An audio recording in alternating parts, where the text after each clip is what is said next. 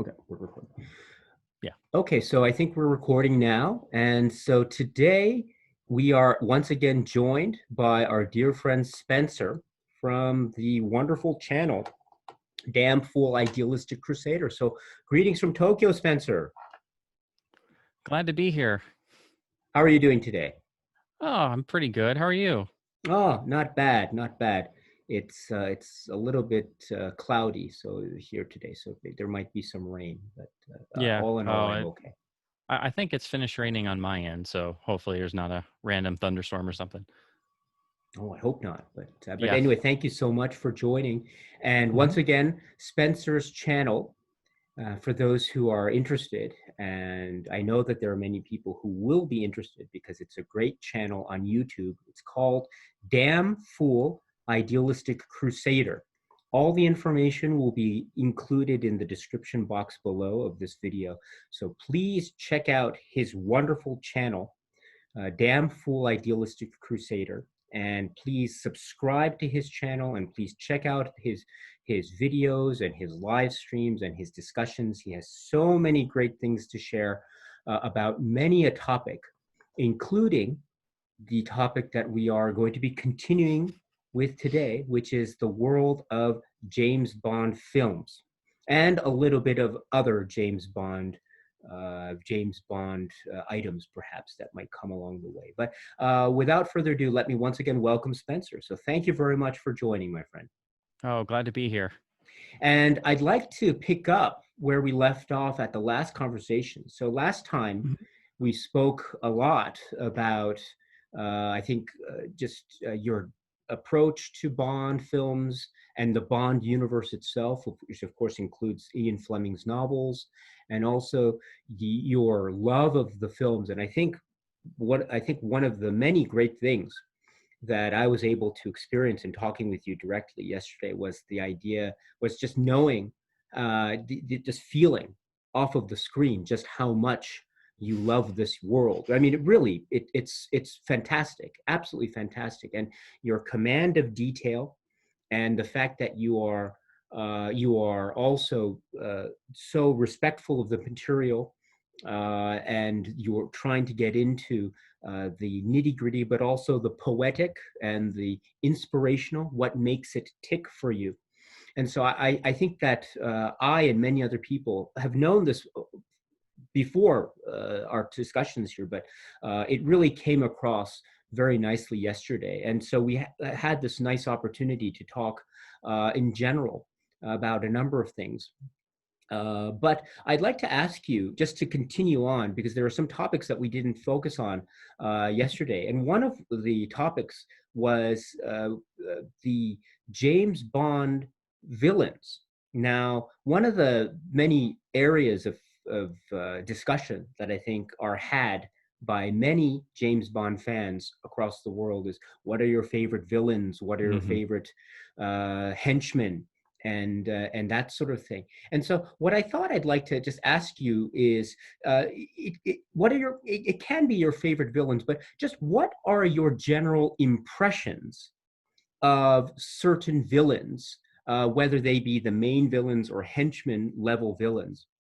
And what are some of your impressions, both good and maybe critical?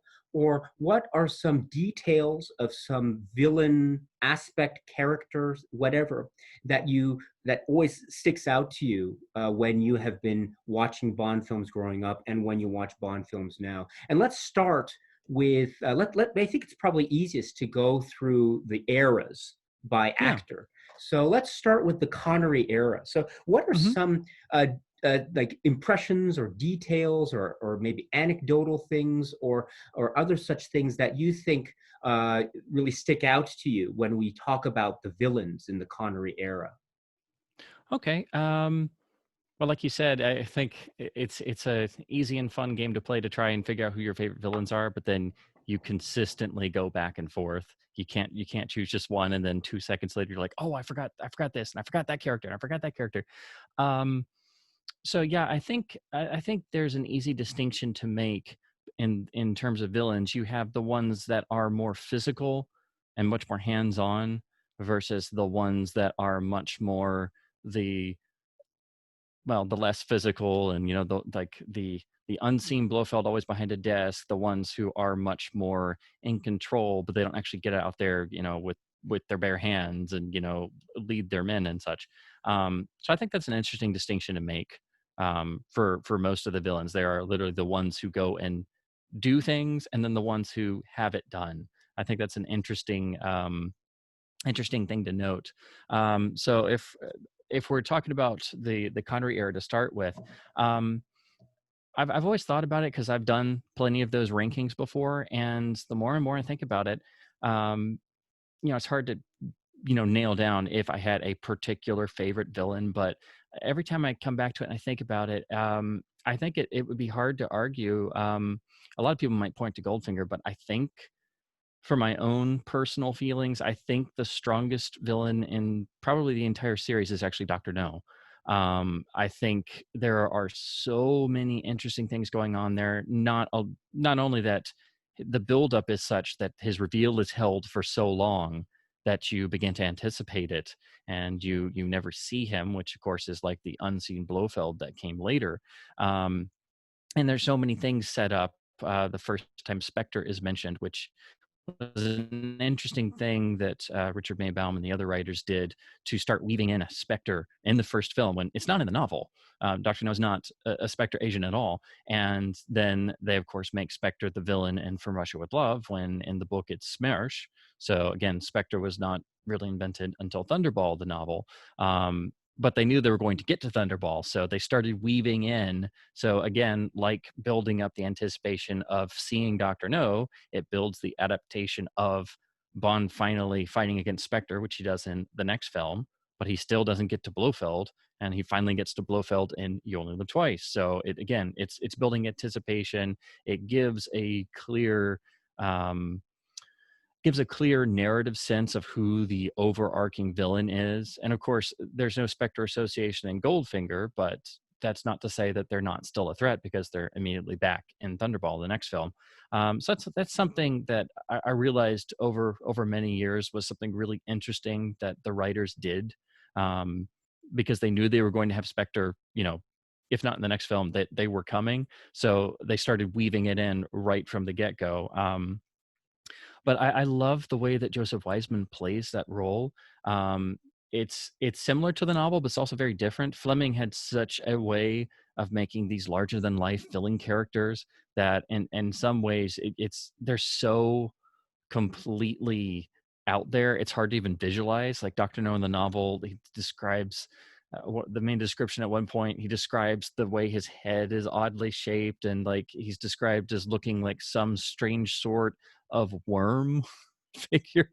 And then instead of having just what looks like hands and gloves for the mechanical hands, he has these steel pincers, and it's so completely striking. But yet the movie actually manages to get all of that important stuff. And actually, there's an interesting little change in the novel. Bond is able to steal things like the table knife, and basically equip himself for the torture chase sequence that they unfortunately couldn't film because they didn't have the budget for it, which is why everybody always wonders, why is Bond crawling around in these pipes? What does that have to do with anything? It's like, well, it's because there was a whole section of the book that they couldn't afford to shoot, and it also is completely amazingly over the top. And I don't know how they would have done a giant squid in 1962 other than do what Disney did for 20,000 Leagues Under the Sea. And I think that would have like doubled their entire budget to do that.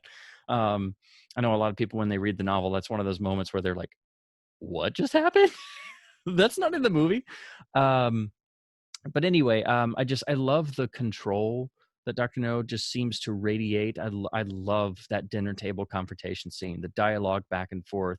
It is perfect psychological probing banter back and forth. Dr. No is intrigued by Bond. He sees him as a potential equal, which of course that is dashed.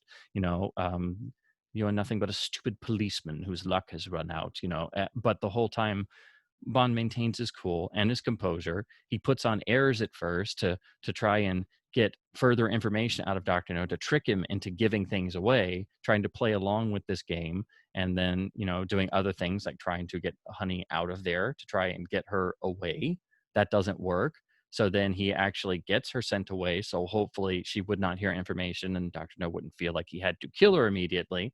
And then to top that, when he realizes that, you know, that's not going to work, and the line comes up, I'm sure the guards will amuse her. That's when he tries to, you know, make a disturbance, and then at the same time steal the table knife. But like I said, in direct comparison to the book, the film Dr. No is too smart for that, you know, and immediately, sometimes people miss that immediately Dr. No says, you know, and and that table knife, please put it back, you know. It's like, and that shows that, you know, Bond is working on multiple levels, but even though he's doing that, he's still not as good as the villain. So again, he's going to have to try even harder. I also love the whole sense of Dr. No has like this whole control unit with all of his agents spread out all across the island, is his network of spies essentially, which again is right from the novel. I love that he seems so informed and so completely, I mean, he's emotionally detached. He's obviously, you know,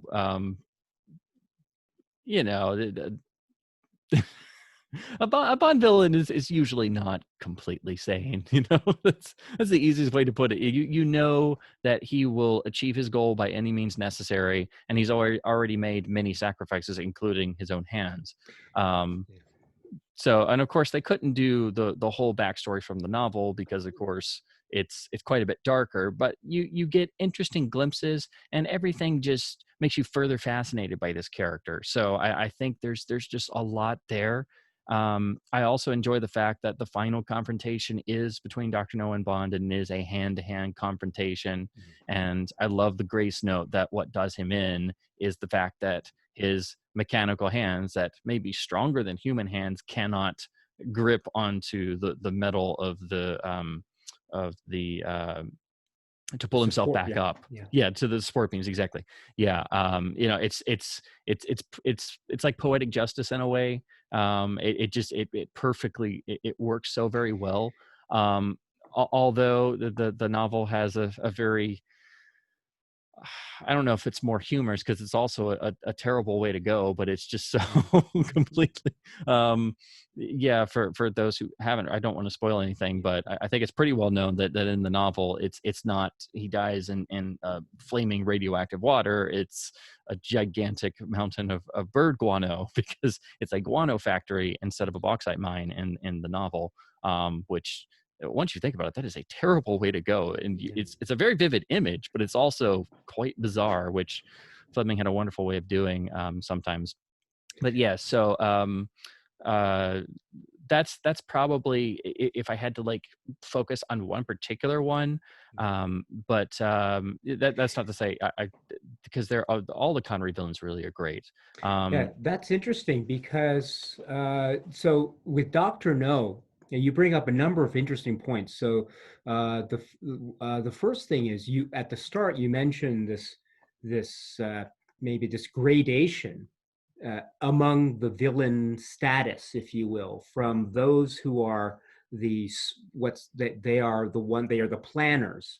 They aren't the physical villains, but they are the planners. They are in the rooms on the yachts, the Blofelds, the Kronsteins, if you will. The schemers. Yes, the schemers, exactly. And then slowly we go across the range there to the other side of that, which is the more physical threat, right?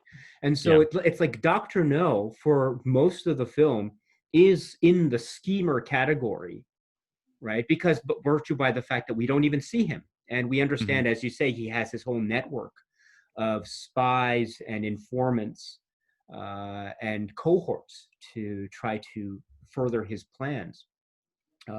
But at the end, he becomes a physical threat as well. Exactly. Yes. That is such an interesting point. And you bring up the whole idea about the hands and how that becomes a point of a great suspense, because when is he going to use the hands? It's sort of short-lived, of course, in the running time of it. But but still, that is that is such an interesting point. And also the point where I don't know how you felt, but there is a moment in the film where he's falling into the water to his death, and you can just see his face barely made out through his hazmat suit, I think, and it's like he is just like in horror or something like that. His plans and his life, he's been defeated. So there's a quick moment where it's almost like his face is just registering just total defeat. Incomprehension, Yeah, almost yeah. like in incredulity. He cannot believe that. Yeah. Um, I also love that it almost seems like the actual clear helmet is like starting to fog up a little bit. Yeah. I've always wondered what you call that thing. I would love to have one of those for like Halloween one year or something. just put that on and see who gets it.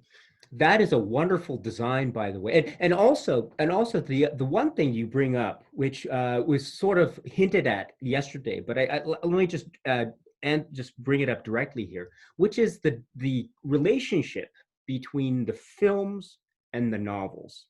Mm-hmm. And I think that comes up. You brought it up so well in the context of Dr. No right now, because while there are similarities between the film and the original source novel, there are striking differences. And I think one of the differences is the actual process, Dr. No's plan, what it is he's processing or dealing with.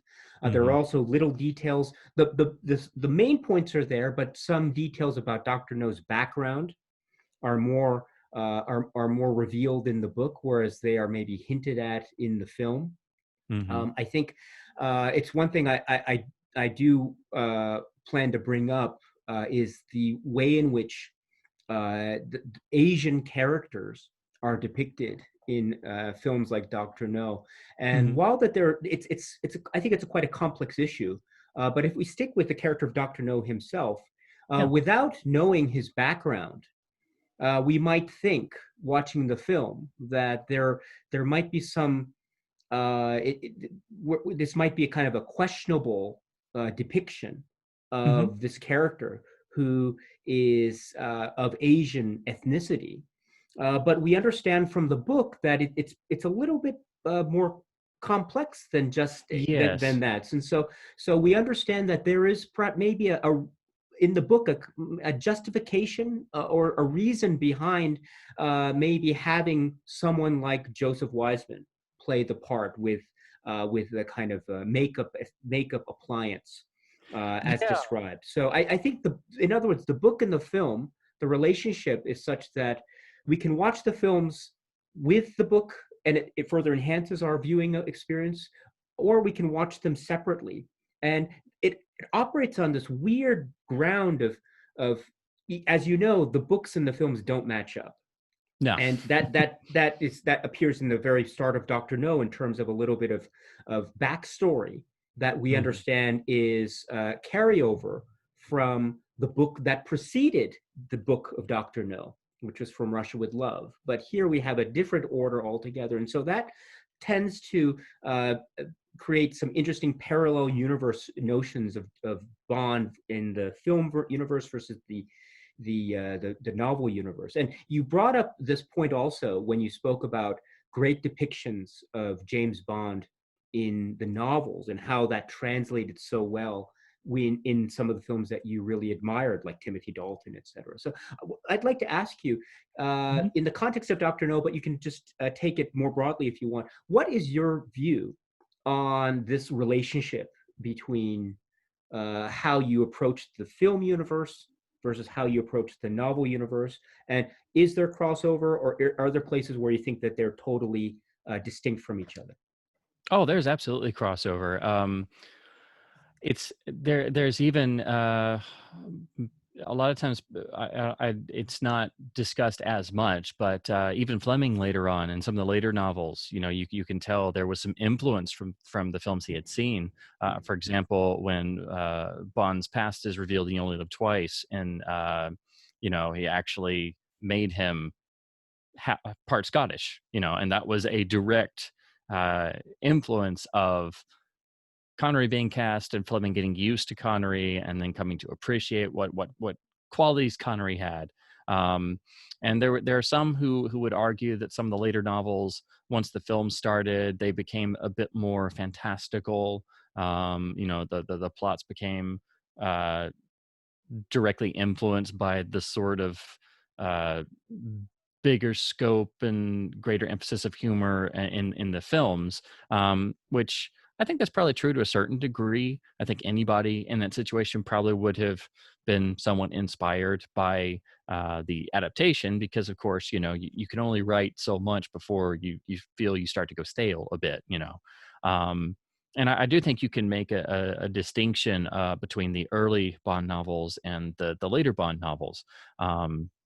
And not just because, especially the last few, Fleming's health was already starting to decline, and then of course, by the time of the Man with the Golden Gun, it's really more of a, well, it's not a rough draft that was published, but it never was able to get that the final polishing that he would have given it. Um, and you can definitely tell in like You Only Live Twice, there it's a different tone going on. So the last two novels especially have a different feel to them. But yeah, I think you can do a perfectly direct adaptation of one of the books, but most people are not going to view that as what they think a James Bond film is. That was the real danger that Cubby Broccoli feared, because people know the reboot happened in 2006, and the idea was to go back to the novels, get back to basics, etc. But it wasn't the first time it was considered. They first considered it. It was apparently Richard Maybaum and Michael G. Wilson who wanted to do something like that, for what would have become the Living Daylights when Timothy Dalton came in. That once Roger Moore left, their idea was, we want to just go back to square one and start completely clean and just do it exactly the way that, much more like what Fleming would have written, of course, not exactly the same, and of course, just bring it into the 1980s. But Cubby Broccoli just kind of vetoed that idea, basically, as like, that's probably too risky. Like it sounds like a good idea, but he never felt that was the direction they should be going in. But I think stuff like that is, and plus with Dalton coming in, that was the impetus to do more Fleming-like material and to really tailor the Living Daylights towards that, and then for License to Kill, like really go in that direction. But like I said in the last one, in License to Kill, what's so great about it is it can do that, but you still have the core of what a Bond movie is in there, so that way hardcore fans come in and they can enjoy the new direction, but also it's not like they're just throwing everything else away and going off on a tangent, if that makes any sense. I think you're muted. There we go. Yeah, there we Sorry go. about that. Mm-hmm. So I think that's such an interesting point, and I won't forget the villain question. I'll return to that in a moment. But this is such an interesting point, and I wanted to bring it up yesterday, which is what you mentioned about adaptations of the novels and how they have been treated by Eon and in the great series that we have today. So we have, for example, what one might call really almost 100% close to accurate adaptations of novels. I would say On Her Majesty's Secret Service falls in there absolutely. Dr. No, to with some exceptions, of course, but I think generally speaking, it falls in that category. From Russia with Love, again, with exceptions, of course. And then we get more looser adaptations. Maybe Goldfinger falls in there, and then we get into films that have absolutely nothing to do, or almost nothing to do, with the source novels. Yes. Things like we might put in there things like The Spy Who Loved Me, of course, is probably the most famous especially example of that one. Yeah. So Yeah. but in the films, as you point out, we will always get in some form or another, and to whatever degree, some kernel of an idea or something regarding something we saw in an Ian Fleming novel. Hmm. And so even with The Living Daylights, we'll get the core of the opening, right, which is essentially taken from a short story. And then that'll become fleshed out into a larger film. And I Hmm. think, and that's sometimes praised, you know, because it has Ian Fleming elements. The same is true, I think, for something like Octopussy, where we have an Yes. Ian Fleming element there with Smythe, right? Hmm. And that whole and the story, and it's almost like a sequel in a way Yeah.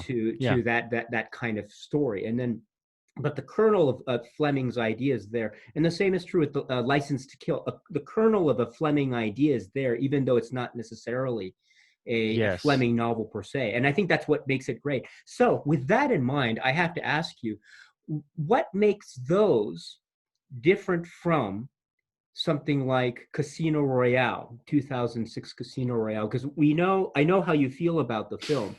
And this is not, I don't want to debate you on this, but I just want to see if there's any distinction that you can make, because regardless of what one might think of, let's say, the Bond character, how he is portrayed by Craig, or what the universe is portrayed, and how the reboot is carried out, there is still a a kernel, or more than a kernel, really. There is still the essence of the story, Casino Royale, the novel, in the film.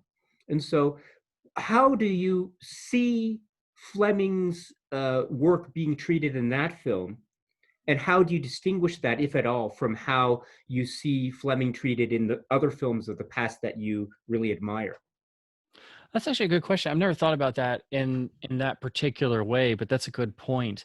The thing about all the films of the '80s, like you were saying, what was interesting about those is, by that time, they were Eon was pretty upfront about it. They had pretty much run out of novels. They already done everything. All they had were the short stories and then leftover pieces of novels they hadn't done or weren't able to do before.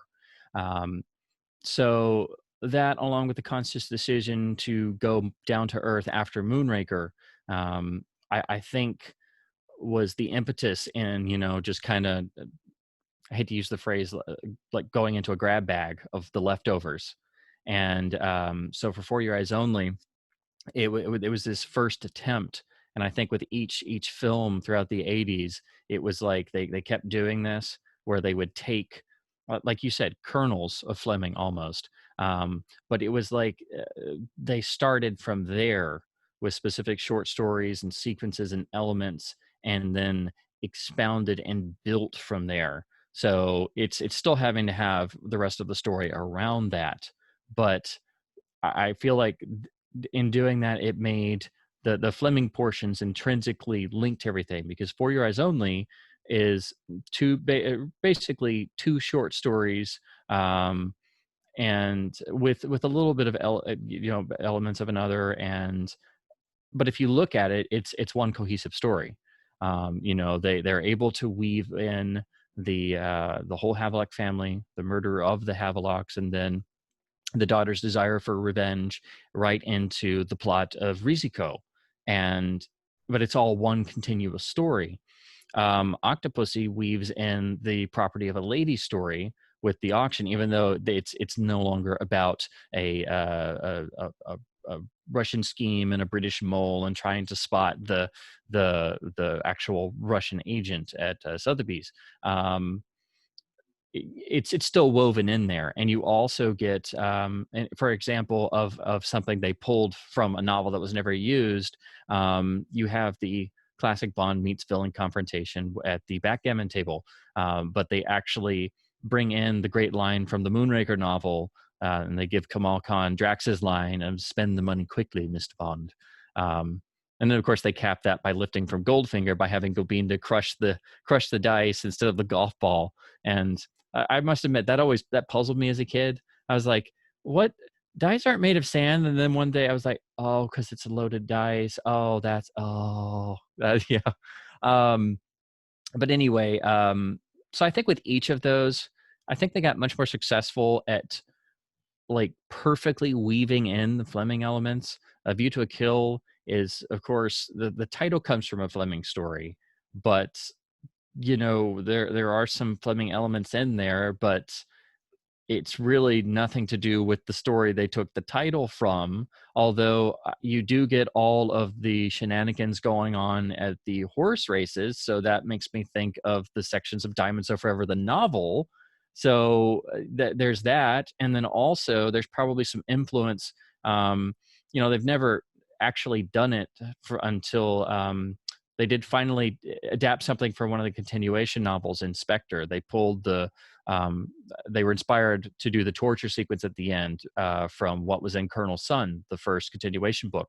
But of course, by A View to a Kill, the John Gardner books had already started. So I think there was maybe some, I'm sure they read them, but they never, expressly pulled from them. But I'm sure they were inspired because there's, a whole section in Ascot and License Renewed, and a whole, so basically the main plot of the novel Roll of Honor is about the computing world of the 1980s. So I'm sure they read those while they were coming out, and while they didn't necessarily adapt them, I'm sure that kind of gave them some ideas. So like you were saying before, there's always some give and take back and forth in between the film series and the book series, even much later on, because there were a lot of continuation novels. So I think by the time The Living Daylights rolls around, I think that's when they perfected crafting a story that felt new and fresh, but also had the Fleming elements in there, because you have basically the entirety of the Living Daylights story, short story. It's as soon as the pre-titles end, it's basically a beautiful recreation of that. But of course fit into the film's timeline and sets up these new characters, but it still gives you that story. And it's such a pure representation of the Bond character, but it also sets up this new film story you're getting into. So it's perfectly woven in there. And even if you were a fan going in 1987, knowing, and you're like, oh my God, they're doing Living Daylights, they're actually doing the short story. You're still invested in it because you're introduced to all these new characters. The story beats are the same, so they're actually adapting that. And like you said, the weaving in of the actual Octopussy story into Octopussy, but giving it the twist that Octopussy brings up Major Dexter Smythe, and then reveals that she's his daughter. So you have some continuation there, and then Bond immediately, is like, oh, so you're here to avenge him, and then he's immediately on his guard, as anyone would be in that scenario. But then get that wonderful moment of I want to thank you for giving him an honorable alternative. And then by License to Kill, again, you have this wonderful kernels. It's not necessarily, based on a Fleming story. And of course, it's the first to not have a Fleming title. But I think the key moments feel very Fleming in nature. But there's one in particular that, of course, really gets the film rolling. And it is the recreation of the really great scene in the Live and Let Die novel. Yes. That is, of course, not in the film. And it's really one of the best scenes, I think, in the whole Fleming canon, of going to the of course it's not the Crest Marine facility as it is in the film. It's the I never know how to pronounce it, the Ouroboros, or I always get tongue tied on that. And in Florida, where the robber is, and Bond breaks in to try and find what happened to Felix, and give people comeuppance and stuff, and then the hatch under the floor is revealed and the shark is there, and then there's a continuous battle, which is much like what's in the film. So you basically get a whole recreation of that, and you get the same sort of Bond coldly gets his own personal revenge for the mauling and maiming of Felix Leiter that you get in the novel, with that same like vicious quality, even though, again, new characters, it's in the film context, but it's a wonderful, perfect recreation of that. Now, in comparison, and again, this is a really good question. I've never thought about it in this way before. I guess what I would say, Casino Royale 2006 did was maybe the inverse of that, where they came up with all the new stuff, and they had all the stuff about, okay, we have to set up the character brand new. We're gonna do this opening where he gets his 2 confirmed kills to earn the 00 prefix, and we got to make sure to have a big ending at the end, have an action climax. And then like you said very well on the last one, it's like the Casino Royale story is just like slotted in as like the second act, basically. And you can really feel that, I think. So and again, we weren't there on the script sessions. We don't know. This is just pure conjecture. But I would think, just from my own feeling and my own reading of when I watched the film, my own takeaway from it is maybe that they did the opposite, and they just worked from the outside in, if that makes any sense. Because it definitely feels like what they kept of the novel framework is just kind of slotted in, basically in the middle. And then of course they make the requisite changes to update to 2006, and how they've changed some of the characterizations, and Lashif is now you're working at supplying terrorists instead of being a Soviet agent, things like that. And that's a perfectly fine way to work. You can adapt something however you really want to. But I think that's maybe why they come across as so different, or at least to me, it's just a guess. But I think that and again, it's a total guess. So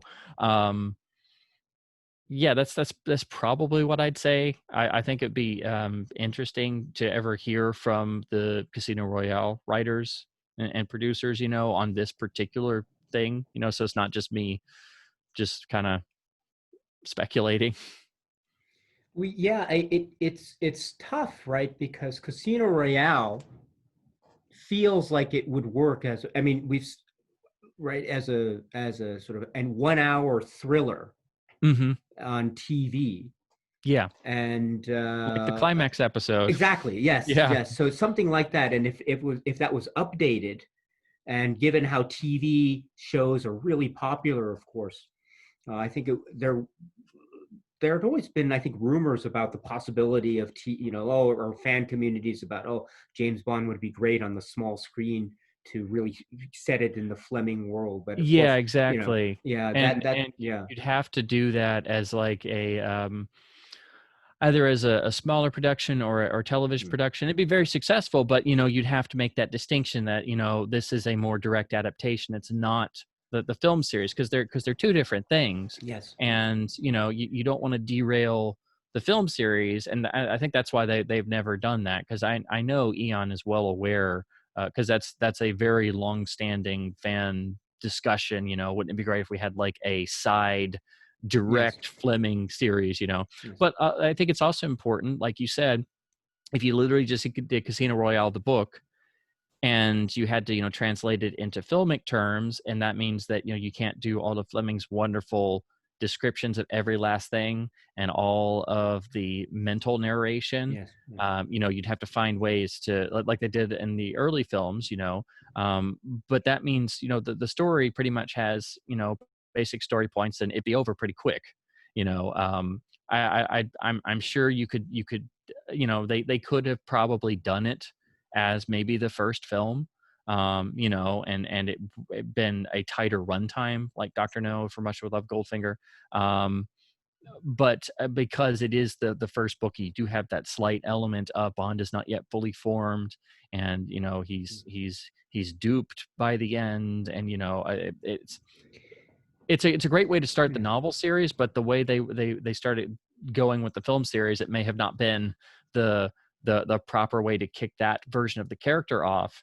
And if they'd done it later on, if they'd somehow gotten the rights or made a deal with Charlie Feldman, and made it, say, after Thunderball, it would have felt weird if they had done the novel story straight. yeah, yeah. I think Right. Yeah, this is really great. I'll return to the villain. Let me just end. Let me just Yeah, add yeah, one yeah. final thing here, which is I think at around that time, and I always forget this too, but your Casino Royale as a property, that was a really big deal because that was Hmm. considered at the time before Daniel Craig's film came out, where he appeared as Bond. That was the one. That was the one. I mean, we had short stories, of course, and there were, but that was usually the one where people really wanted to create a faithful adaptation on screen. There was those rumors about Tarantino Yes. and also Brosnan. He wanted maybe to have a real uh, straightforward, it wanted to be period Casino Royale or something like, right? Am I right about that? Yeah, did you Yeah. see the when Pierce Brosnan did that GoldenEye live stream like a month or so ago, where he just answered various fan questions, um, and as GoldenEye was playing, and basically he just kind of read off a list, and it was really cool. It was very low key, and he actually mentioned that because I think somebody asked about it. He's like, yeah, I met Quentin, and he was so great, and we wound up getting totally drunk in this hotel bar, and he was like, "You were the greatest. I would so do Casino Royale with you. So, oh, if they would let me, you know." So yeah, that actually was, it's not just an urban Yeah, legend. So yeah, and I think what one of the things though that you mentioned is how it might have not, it might have been awkward had it come maybe half partway through an already established Bond series. But I always yes. thought of the story as having two possibilities. Hmm. One being as a kind of start of the Bond story because it's the first uh, novel, and we get backstory or elements that will carry through in some form or another throughout some of the other novels. And so in that way, of course, it's the start of everything. But also it feels also like a kind of Bond trying to make amends or an opportunity for him to prove himself again. Hmm. And so in a more quiet way, and we've seen little stories like this in novel form, like The Man with the Golden Gun. The novel is pretty much uh, basically seeing if Bond is up to the task after all Yes. this terrible stuff has happened to him. So I always thought that Casino Royale had that possibility in terms of how to adapt it, Hmm. even if it was uh, midway through a particular actor's run as Bond. But Like if Brosnan had done it for his fifth film, yes, yeah, that would have yes, been the perfect way to approach how to enter that. And because it's yeah, weird thinking about, okay, Brosnan doing a fifth film and then doing the story of the first novel.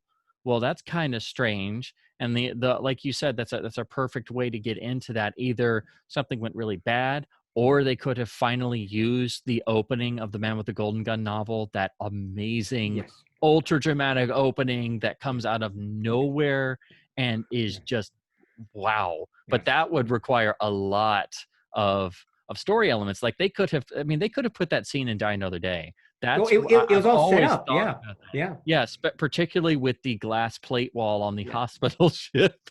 And nowadays, every time I come to that scene, it's like, this is really reminiscent of the opening of Golden Gun. yes, It's like, why didn't they just go ahead and do that?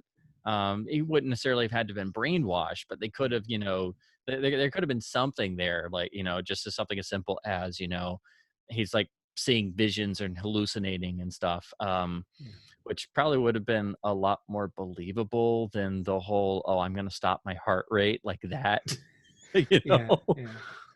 Although I do see Die Another Day as in spirit, and I admit it's a very distant.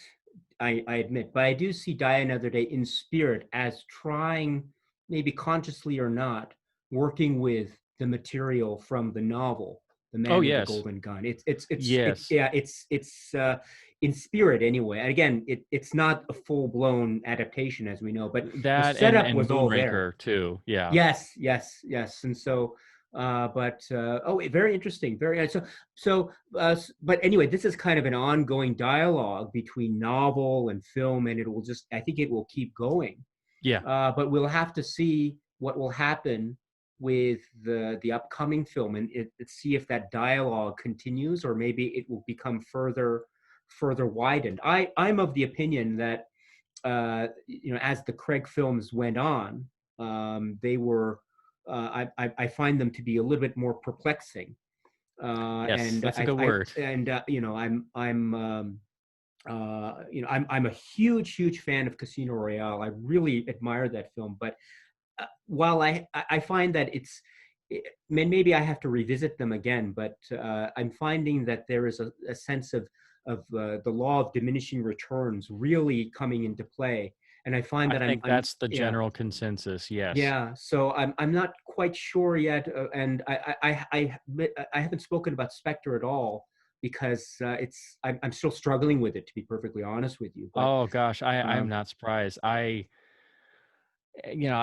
make no secret of it. I'm not a fan of the modern films, but again, I go with an open mind every yeah, time. I keep up with the production reports. May have some misgivings, but I always, I always go in and support the new film, and I'm always, I'm like, oh, it could work. yeah, I always do that. But I have to say, my goodness, you know, uh, like I was, I mean, I Skyfall was turned out better than what I thought it was going to be, but like you said, perplexing is a really great word. So I was very surprised that it had such a positive response. I thought Sam Mendes was a very, shall we say, interesting choice as a director, for this series, for what type of films these are supposed to be. I thought it was an interesting choice, more along the lines of how they got Michael Apted in to do The World's Not Enough, yes, yes, which was completely not his genre. And he even admitted that it was a bit of a struggle for him to get used to that. Um, but on Spectre, I just have to say, I I do not know what that film was doing. I sat there in the theater and I'm like, what is going on? It just I there are sections that felt more like a commercial for like maybe men's cologne than than actually telling a story. I don't know. I, I thought it was dire. I really do. yeah, You can tell a lot of work went into it, and yeah, they're finally bringing Spectre back, and Blofeld finally returns, yes, but then they basically lift the element from Goldmember and physically link Bond and Blofeld together. And when that came up, I literally flashed back to Goldmember, and yeah.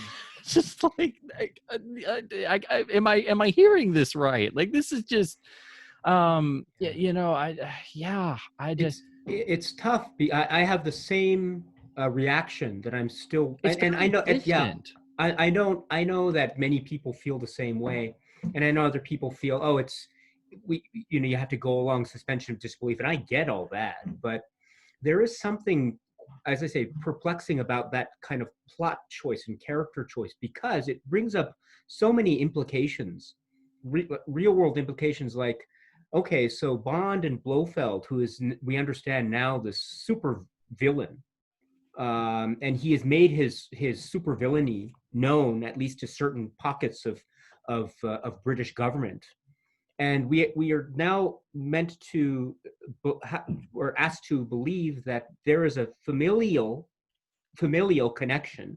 Yeah. uh, right, I understand how it works in the story, but let's use the word familial, a connection between Bond and Blofeld that stems from their childhood, and we are therefore not, we don't see any aspects of British government essentially questioning Bond, seeing if there's any conflict of interest.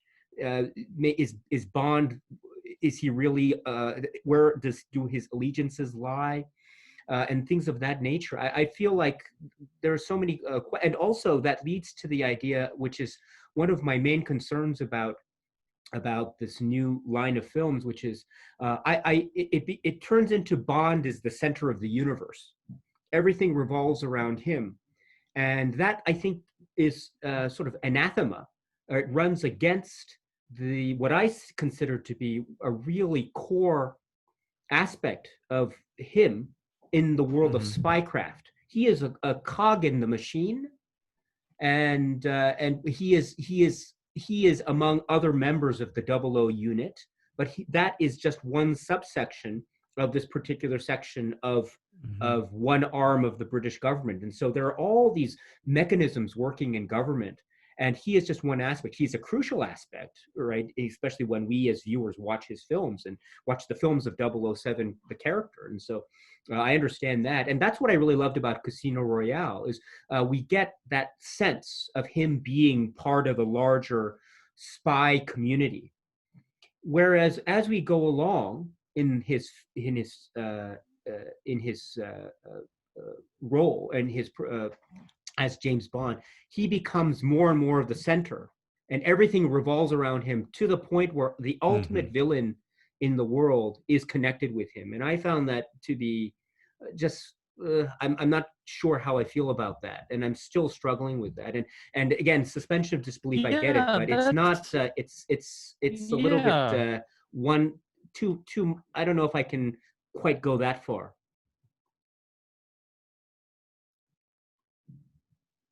Interesting way to look at it. I actually agree in a lot of ways, but I would probably make a distinction for my own personal viewpoint that um, I agree that it's like everything revolves around Bond. That's not to say that it didn't necessarily before, because it's the character the whole series is about.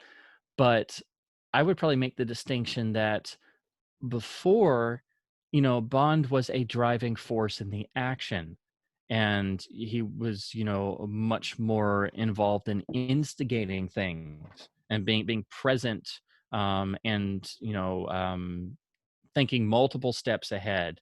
And whereas now it seems like the plot and everything else going on is driving Bond instead of Bond doing more of the driving the story forward himself, if that makes any sense. Um, Do you think he wasn't it's the instigator at the end of Skyfall? I mean, not in terms of action, but it's just like every time I see one of the Craig films, it's like it feels more like trying to think of something other than more than like a theme park ride where you start and then this happens and then that happens, which leads to this and then this and then this and so many things just kind of happen, Mhm. and you don't necessarily know how you got from point A to B to C to D, and then by the end you're like, oh well, okay, and then you kind of think back, well wait, why'd that happen, and then why'd they go here, and then they feel really disjointed to me. There is a sense of disorientation, and I think the key word is what you said before, is perplexing. There's always some quality there that I'm always kind of left scratching my head a little bit. Like I'm like, oh, okay, so what are we doing? Why did we have this sequence there? There were long stretches in Spectre, like where I was just like, okay, is this really important? Okay, yes, we have this character, and he's basically going to be like Jaws, and he keeps coming back. But when Jaws kept coming back, we didn't have super long, drawn out fight sequences that lead to the same thing multiple times. They were much shorter. Um, so yeah, I think Spectre is the one that suffers the most. And I think like you kind of indicated, a lot of people feel that way. I think it kind of really made a lot of people come out and go, well, okay, that was a bit odd. Or maybe they couldn't quite put their finger on it, but it didn't. Certainly none of the later films have connected with audiences in the same way that Casino Royale did. And like you said, the law of diminishing returns is what I think practically everyone has applied to the modern films. And I should say also the caveat, which is I I totally get the idea of generational responses to all of these films. And I know how, for instance, some who are maybe who were maybe a little bit older than I when I first saw, say, A View to a Kill. I saw View to a Kill when I was a kid. I also saw Mhm. Moonraker when on TV when it was broadcast. I was a kid, and because of that, I love those films. I love those films. I get it. I get how they are right. Some people think this is not good, that's not good, but Yeah. I get that. But even with that, I say I grew up with them. I loved them as a kid, and so I always say also the caveat. Well, I always maybe I don't respond the same way to a film like Die Another Day, but I get it if a kid that was the same age that I was when I saw A View to a Kill watches Die Another Day, and they really get into it because of all the lasers and all Mm-hmm. the ice hotel and all the Yes. fun, this kind of weird the car and the cool gadgets and everything of that sort. And I think a similar kind of case uh, does exist for the modern Craig films. And I think Oh, people who are absolutely. coming, yeah, Yes. yeah, people who are coming to the films for the first time or growing up with them, loving them, the films. I get that, and so Mm-hmm. I always am very happy to hear when people are so praiseworthy of the films. I love that, and so that always helps me to maybe try to reassess my own approach to it. Because also I have to say that I'm I'm beginning to turn uh, with respect to Quantum of Solace, and I'm really seeing more of how it's still very flawed, but there are Mm-hmm. many moments, and I'll try to speak about it maybe sometime later on the channel. But there are many moments that I think are quite ingenious, Oh yeah. despite all of Yeah. its flaws. So It's a very interesting experience because there are little vivid moments that really stick out, and then like you said, it is very flawed. There's no getting away from that. There were a lot of production troubles, yeah, but you know it's the one of the Craig films that ironically, you know, even though it has the lowest reputation, it's the one that I kind of like. Well, there was a lot of interesting stuff in there. There's a lot of stuff I didn't like, but you know, I was like, you know, I kind of like some of the rough edges, yeah, if that makes sense. And what you were saying before, you're exactly right. It's all about point of entry. Everybody's point of entry is going to be different,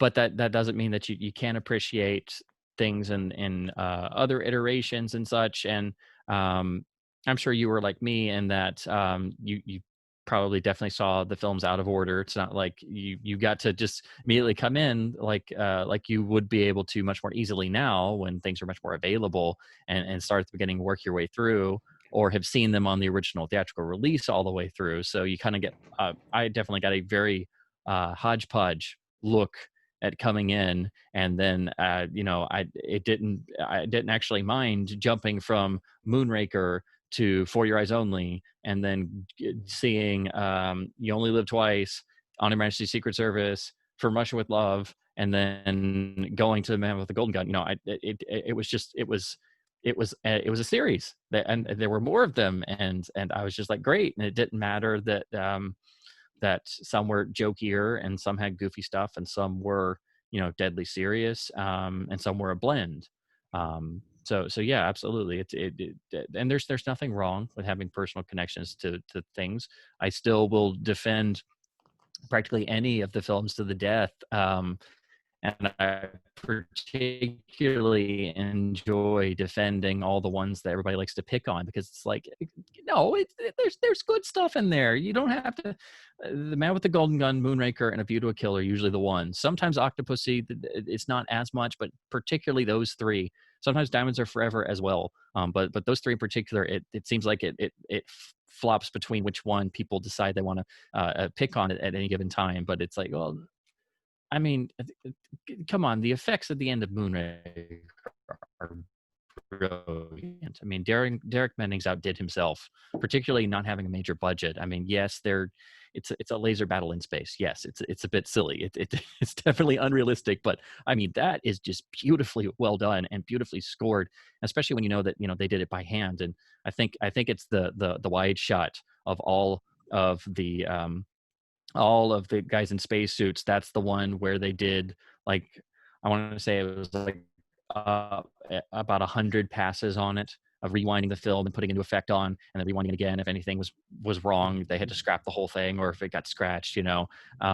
It's just, I mean, if you took out the unrealistic parts, like the laser guns and then the shuttle that can be ready in 5 minutes to launch, you know, from the US base, stuff like that, the actual space station design And, it's just possible that Drax could have smuggled all the pieces up there secretly and built a base. Like it's just possible enough. Um, and, I think there's a realistic core at the end of Moonraker, for example, that allows me to just swallow the over the top and goofy stuff and the laser battles and stuff. And, but I think a lot of people will just kind of steamroll past that and just go, there's a double taking pigeon. Yeah, yeah. Which But admittedly is really stupid, but there's always extra stuff in there, and I love finding new ways to defend stuff that people may have not noticed. oh, I love that bit in Venice. I love that. I love that is like I thought that was such a that I love how he escapes and everyone's Yeah, and open mouth like that. I thought that was such a lovely finish, and it ties in also. It reminds us that Bond and the creators of Bond at the time also had. It almost feels like a kind of comedy routine, sort of comedy vaudeville or routine, and that is, I think, a very strong tradition in British cinema, mhm. the 1960s and 70s. I'm sure of course. And so I always find that to be a nice little detail of that. I get how people kind of see it's absurd. Of course, I get that, but it's a film. So, Yeah. but you mentioned Spectre, and of course, one of the things about the film Spectre is Blofeld. And so let's go back to the Yeah, I was villain about to say. conversation. Yeah. And so we spoke about one example from Connery, and now let's go. I want to speak about Connery again. The Guy Hamilton, the second Guy Hamilton Yeah, yeah, yeah. phase. So let's talk about it in terms of let's say the Honor Majesty's Secret Service Peter Hunt phase era. So we have, of course, one film, but there are a number of villains here. So and I spoke about Blofeld because, of course, Blofeld is one of those villains. And so returning to our villains discussion. So, Mhm. what are some impressions that stick out to you when you speak about the villains in the Peter Hunt on Her Majesty's Secret Service era? Well, I think right off the bat, the whole notion of harkening back to the Terrence Young style is right there. The villains very much have this flavor of From Russia with Love. You have uh, Irma Bunt basically definitely takes the place in a lot of ways of Kleb, and not just the fact that their hair is similar. But and Blofeld at first is unseen as he was originally. And I do have to make the point, I have always felt, as much as I love all three versions of Blofeld that we got early on, Donald Pleasance, Telly Savalas, and Charles Gray, I love that they're all completely different. I still don't think they achieve the same, like, sheer menace factor that the unseen Blofeld had, particularly for Russia with Love and Thunderball. It's just it's a controlled, like, it's almost like a coiled snake, that's about to strike at any given time. So the Um, Anthony Dawson Blofeld. yes, yes, exactly. And if you look at it, both in You Only Live Twice and on a Majesty's Secret Service, you don't see Blofeld for a long while. You see the hand, you see the cat and the iconography and stuff. And of course, Diamonds Are Forever. You get Blofeld at the very very beginning, and then he's gone for a long while. But I would also say that Blofeld in Honor Majesty's Secret Service is definitely the hands-on Blofeld. Telly Savalas gets up, he puts on his skis and goes out with the men and has all the lines like, "We'll head him off at the precipice," which some people might think, well, that doesn't sound like Blofeld. Blofeld has a cat, he pushes buttons, and people die, and he's the schemer who always gets away at the end, like he does in You Only Live Twice. So it's definitely a different interpretation of that particular character. I think it has a lot of characteristics, say, of how you see Largo and Thunderball. Largo is very hands-on. He personally leads his men. And something I'd also like to mention, I love the way that Largo comes across in Thunderball, and he's such a physical presence that you could see him being a physical threat to Connery's Bond. particularly at the end. I mean, he actually gets the drop on him, and were it not for Fleming's conclusion of Domino doing him in, Bond is doomed. But I think that Savalas's Blofeld has a lot of that same quality to him. Maybe a bit more subdued, maybe not quite as visceral as Largo. There's not quite a moment like the moment where in the underwater battle where Largo stabs one of the soldiers and turns around almost in slow motion with the bloody knife, and the blood just starts. Oh my gosh, that is still one of those moments that just is so baked into my brain that just makes the hairs on the back of my neck stand up. But there is this physicality there, which I do enjoy, and I think it fits the story very well. And it's also, the whole story being completely back down to earth, and from the get-go, that's the intention. Right in the pre-titles, Q appears for the first time in the movie and is showing off his latest gadget of radioactive lint, which is completely ridiculous, and M is just not even going to bother. And then from that point onward, the only other gadget we get is the hilariously oversized safecracker photocopier, and it's completely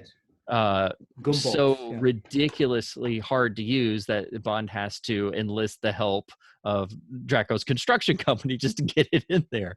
So it's underlining the fact that what the films had gotten to by that point. Peter Hunt and everybody involved was like, okay, no, we've done that. Like, we need to literally get back to how we started, because that's gotten too ridiculous. We've got to scale it back. So yeah, I think From Russia with Love is the big influence. Like that's what they had in mind, what they wanted to go for.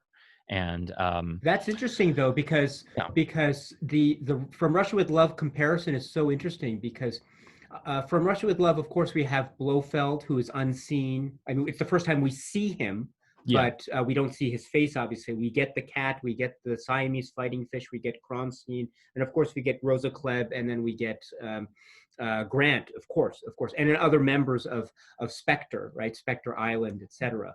That's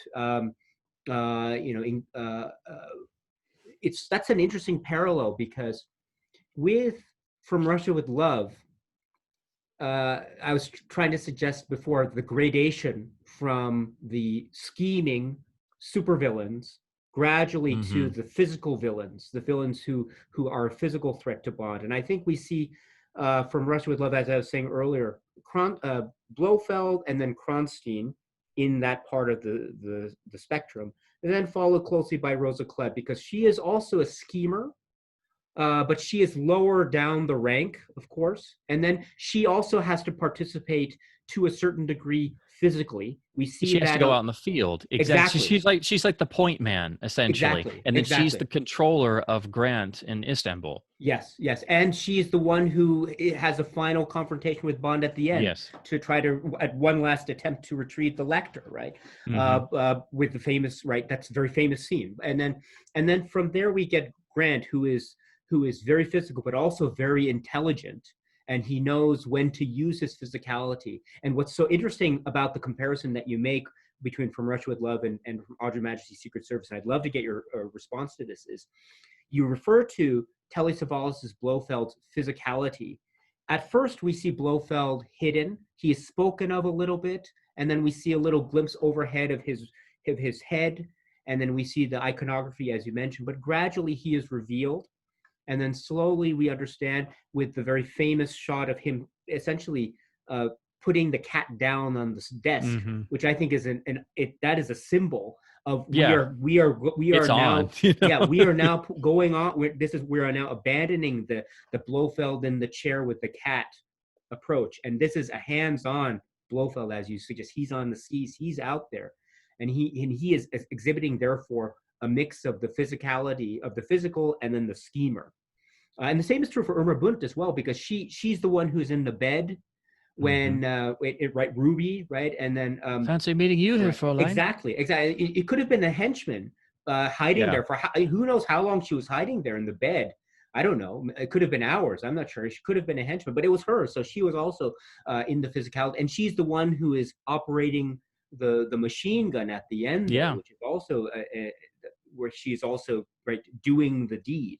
But that's so interesting too because the physicality part is so great because Grant in From Russia with Love he is also so menacing when he is doing stuff, but also when he's doing nothing. And he's so still and Hmm. he's in the shadows and he's just watching, observing. And I find that moment, there's a wonderful Red Grant type of moment in Telly Savalas's Blofeld. Do you remember the moment when they're going to put Bond in whatever, it's not a prison, but it's the part of Piz The Gloria where all the, wheelhouse. yeah, something, Yeah. the gears Cable the car. cable Yeah. car. And why they didn't put him in a more isolated cell is A beyond locked me. But room. Yeah, yeah, exactly. I mean, but oh well. Right, and as he's trying to struggle with the guards, he's almost subduing the guards. But Blofeld is just standing there in a corner, still motionless. He knows exactly. There's no way he's going to get away. And there's no panic. And I find that to be such a Red Grant type of moment in terms of the use of physicality and stillness. So, Hmm. so I wonder, yeah. So and I love the comparison you make between Largo and and Blofeld in terms of the exhibiting of physicality. I think that's so spot on. I too have that same feeling about that moment with the knife in the water and the blood spray, or the trail of Yeah. blood. But now let's go to and let's group these together into the Guy Hamilton, Tom Mankiewicz era. So Diamonds Are Forever, and I'm sorry, Diamonds Are Forever, Live and Let Die, and The Man with a Golden Gun. So what are some villain moments that you think stand out to you? You've already mentioned a little bit Charles Gray and his Blofeld a little bit, but what are some other moments from that or from the other films during this era that stick out to you the most? Um, well, I definitely feel all three films. Like I actually refer to it as the Mankiewicz trilogy. I find that's a good way to kind of identify them, even though he co-wrote two of them and wrote Live and Let Die solo. Those were the three he was primarily involved in. So it's a good way to group them, I think. Of course, all three were directed by Guy Hamilton, and Diamonds Are Forever started out as a distinct attempt to not just be more successful, but to bring Bond back more into the public eye. And United Artists pushed to get Connery back, and they made him the incredible million dollar plus deal, plus the ability to make his own projects, which was practically unheard of at the time period. Um, and there was a definite sense the way how I said Underman in the vein of From Russia with Love. Well, Diamonds Are Forever was certainly be in the vein of Goldfinger. That's I mean, even if you didn't know any of this stuff, as soon as you get into Diamonds Are Forever, you can tell, okay, we're back in we're in Goldfinger territory. Even though the whole tone is different, because Goldfinger, even though it's always labeled as having the lighter touch, which it does, it's still very tautly plotted. It still improves on several things from Fleming's novel. It still has that narrative drive of the first two films, but it has a more relaxed approach. But it's not necessarily 100% lighter fare. There's still dark moments in it for sure. You still know that Bond is in peril when he's fighting Oddjob, but the distinction, I think, is in the train fight from Rush with Love, you're wondering how could he possibly get out of this? Whereas in Goldfinger and in the Fort Knox fight, you still think that, but with the added distinction of, how can he possibly get out of this? But I know he's going to get out of it at the end. So how is he going to do that? It's slightly different. That same feeling of danger is not quite there.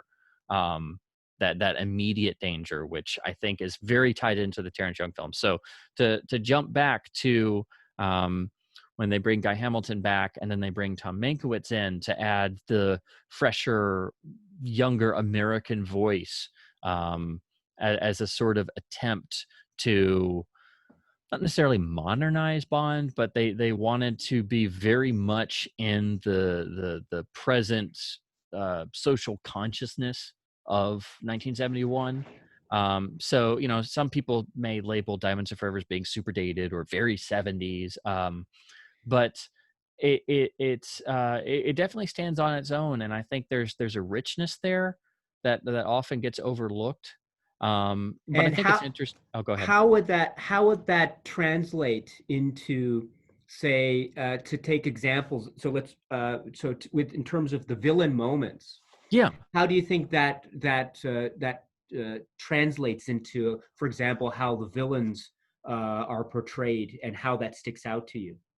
Yeah, a lot of people are not fans of the Charles Gray Blofeld, and I mean I can understand why, because there's a camp factor. There's you know, it's almost.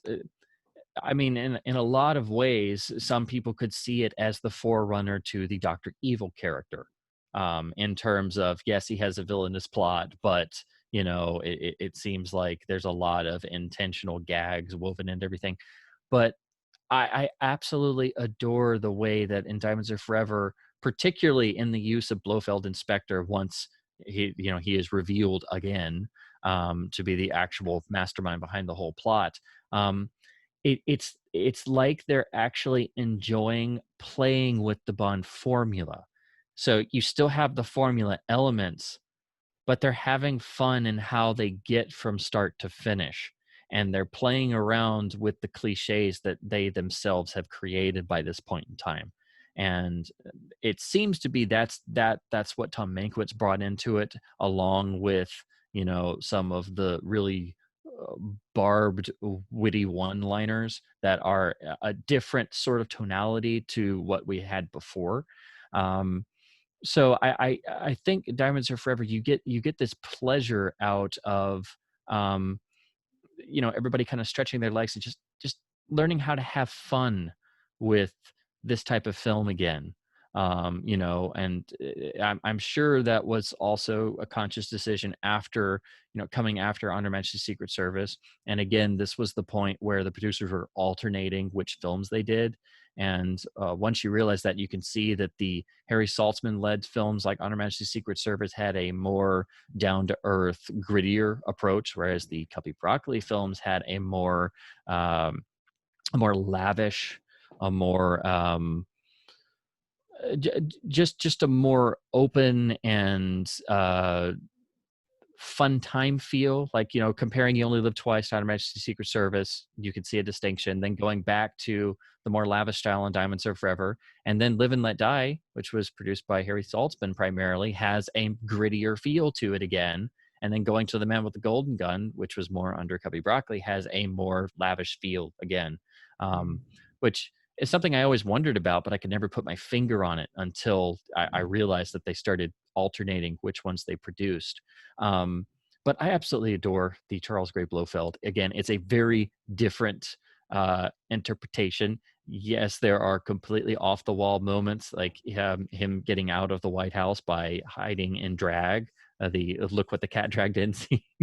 um, so again, there's this self-awareness there, I think, and just these beautifully quotable lines that I think show how much that they enjoyed playing around with poking holes in their own success. And I would hope that audiences at the time were kind of in on the joke enough to be able to kind of laugh along with the movie, because I think it's the producers and everybody saying, okay, we're still here. We're coming back, and we hope you guys come back too. So come and have a great time with us. Um, Whereas Live and Let Die is a real about face in a lot of ways. And ironically, it's the one that Tom Mankiewicz wrote solo. So you would think that it would just be nothing but humor and you know, wittiness and self-referential stuff. But ironically, I think in a lot of ways, Live and Let Die is sort of like a spiritual successor to Dr. No. It's very similar in a lot of ways, not just Oh, because yes, it yes. was primarily shot in Jamaica, like Dr. Yeah. No was. I love the figure of Kananga. I love what Yaphet Kotto does with that performance. He has this visceral quality. He's always very present, and even especially he has these great silences where you can just like feel these emotions. It's just like seething under the surface, particularly involved in his relation with the solitaire character, which is taken from the book, but the film really expands upon that, and it gives him this real human quality. There's also how he's sort of like this inverse to Bond. He sees himself almost like as a direct competitor to Bond. I know Koto has expressed that himself as something he tried to bring to the role, and it's a very great interpretation. Although it's similar, but also very different to Fleming's characterization, which is so larger than life. But you still get the high points, and then the idea of maintaining the Mr. Big character. But making that a ruse and having this actual other character be the actual villain, and it being a setup, and the audience being manipulated and drawn into this mystery. Obviously a lot of people say now that the Mr. Big makeup is not the most convincing, but you can't deny the power of the first time you see the film when he pulls his own face off. I mean, that is just a brilliantly staged scene. But I love how they're still playing with the concept of the Bond villain, and it's a sort of it's almost like a precursor to What You Have in the World Is Not Enough, the whole two villain scenario, and the sort of bait and switch that you have in that film, where you have one villain set up, but then it's revealed to actually not be the way that it seemed at first. It's almost the inverse of that. Yes. Yes. Yeah.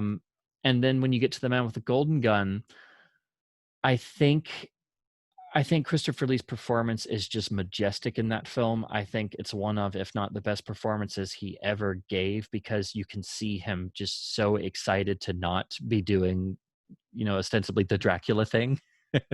And plus later on when you find out, that he was a cousin of Fleming, so there is even a family connection there. He just has this very identifiable, almost a sort of pathetic quality, because has this eager to please quality.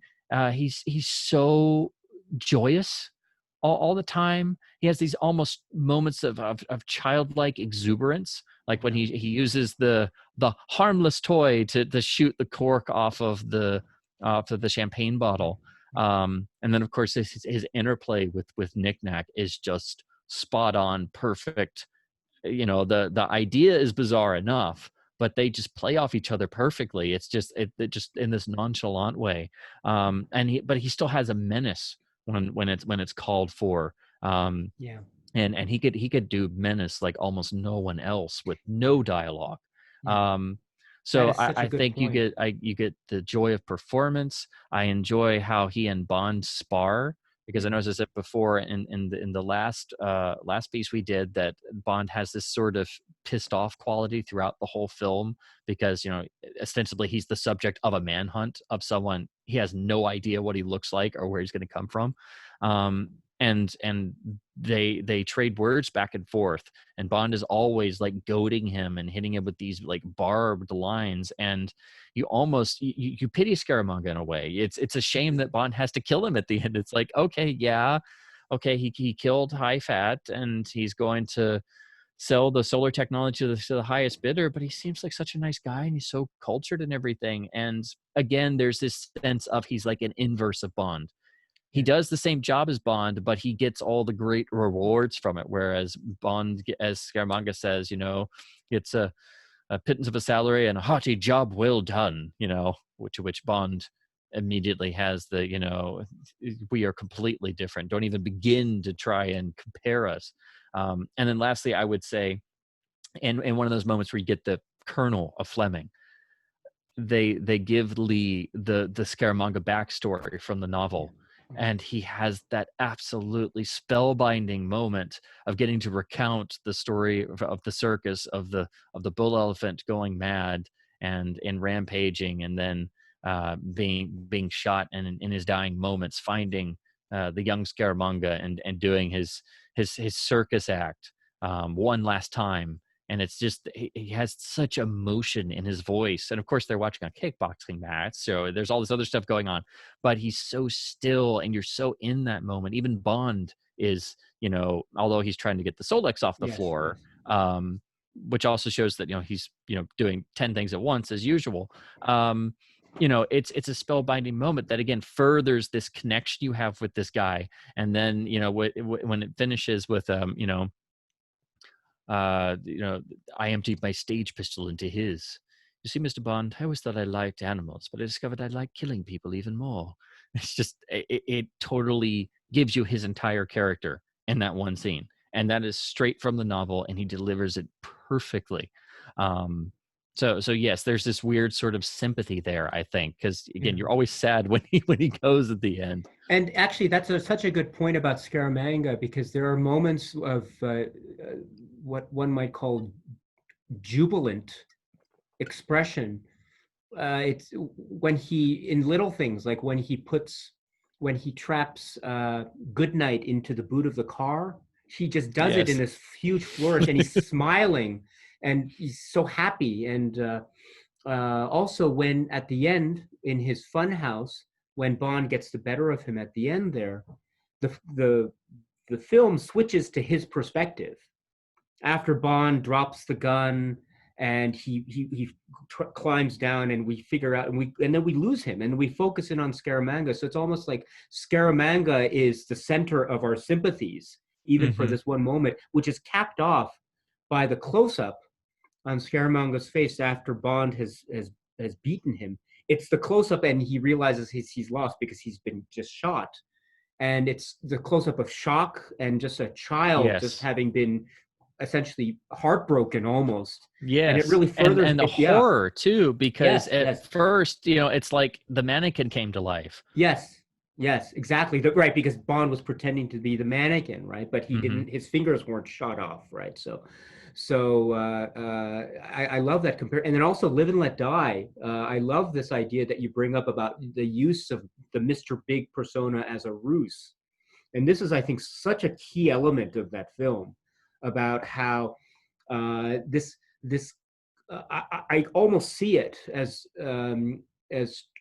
he's right. Mr. Big is using the ruse of I'm sorry, Kananga is using the ruse of Mr. Big, and he's also using he's almost manipulating the people of San Monique, right? Because not everyone is in on the scheme, right? And people really believe the this idea of Baron Samedi and the myth that's grown. So it's almost like he's using these elements of the societies that he's there, and he's just using them to his advantage, which is monetary gain, Yes, right? and So and probably a lot of people wouldn't make that distinction, but if they did, that's exactly like the novel, because Mr. Big yes, in the novel uses the voodoo threat of Baron Samedi, and Bond even has the line in the movie, yes, yes, under the voodoo threat of Baron Samedi, with a very he's just like, under the voodoo threat of Baron Samedi. yes, It's like that total like, you bastard, yes, like, I see what your game is now. yes. So that's another way that I think Tom Mankiewicz was able to weave the novel elements into the film, and but do it in a way where it doesn't, the story keeps moving. It's Mm-hmm. always moving forward. Um, but And yeah, I think also, Mhm. oh, I'm sorry. Go ahead. Yes. No, go ahead, you're fine. Oh, and also the idea too that is borrowed from Blofeld and Diamonds Are Forever, and also I think in particular with Live and Let Die, is how people are in on that they are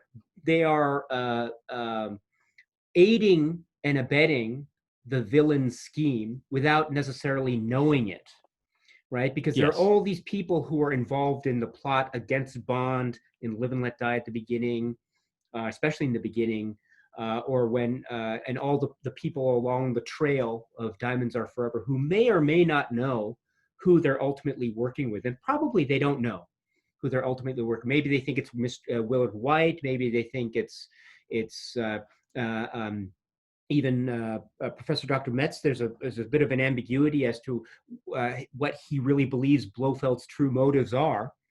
And so that there's all this deception going on, and I always and I admire how these characters, these villains, are really creating these webs of deception that are very much unlike the kind of Spectre type of networks that we might have seen in earlier Connery films. And so I find that to be really fascinating. But let's move on to the let's term it the Lewis Gilbert era.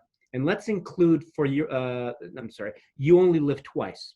So You Only Live Twice, which is earlier, of course, and then The Spy Who Loved Me, and then Moonraker. So let's think of some villain moments that you think stood out for you in these films.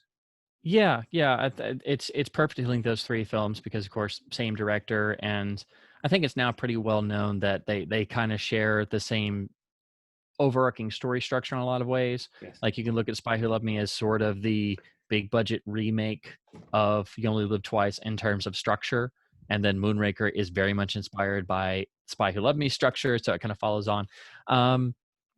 In terms of villain, they all sort of they basically function in a similar role, but Stromberg is a very interesting case because he's not the typical megalomaniac. He has no goal other than he wants to basically start a new world order, which is actually a holdover from Richard Maybaum's original intent. His script was not Stromberg, but it was a group of terrorists who basically sweep in and destroy that era version of Spectre and basically are holding the world ransom. Bond goes to confront them, but they don't want anything. They don't want money. They don't want anything. They're just, going to destroy the world. And Bond has to then cope with that. So you have a little gem of that left in the film, in the confrontation scene on the La Paris, where Bond is like, how much do you want? Want, Mr. Bond? The price for not firing those missiles, it's like, whatever do you mean? And at that point you're like, okay, yeah, we knew this guy was crazy before, but yeah, now we realize the extent to which, and then you realize all his talk about the sea, he's completely serious because that's his entire worldview, and he has the money and the means to put all of this into effect. And Stromberg as a character, he's very very reserved. He's very still. He's not that visceral type of villain. He's definitely not of the physical variety. He is probably the number one villain for sitting and pushing buttons, to dispose of people. Always in those very interesting, like, body sculpted chairs, in Atlantis especially. There's always a console somewhere.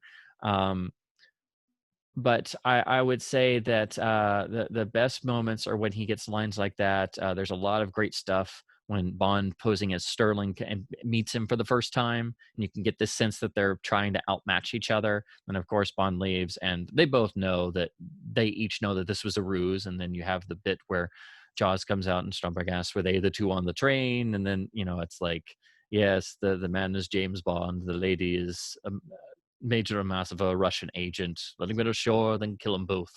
And then the long arm of Stromberg comes out in multiple ways. So there are great moments, but I think he is a much more reserved villain, where the villainy is more in the deeds than this visceral presence. Whereas Drax seemingly is like Stromberg Part 2 in terms of what he's doing, and since the plot is very similar in Moonraker in terms of the villain's goals and how he achieves them, except it's in space, not underwater.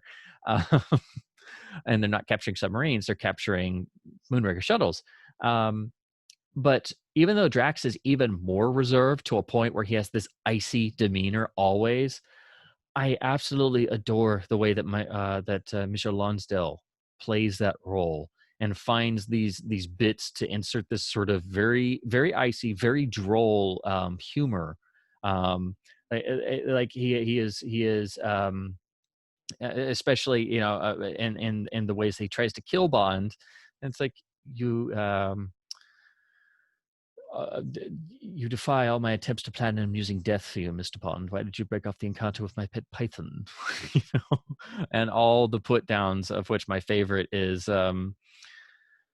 James Bond, you appear with the tedious inevitability of an unloved season.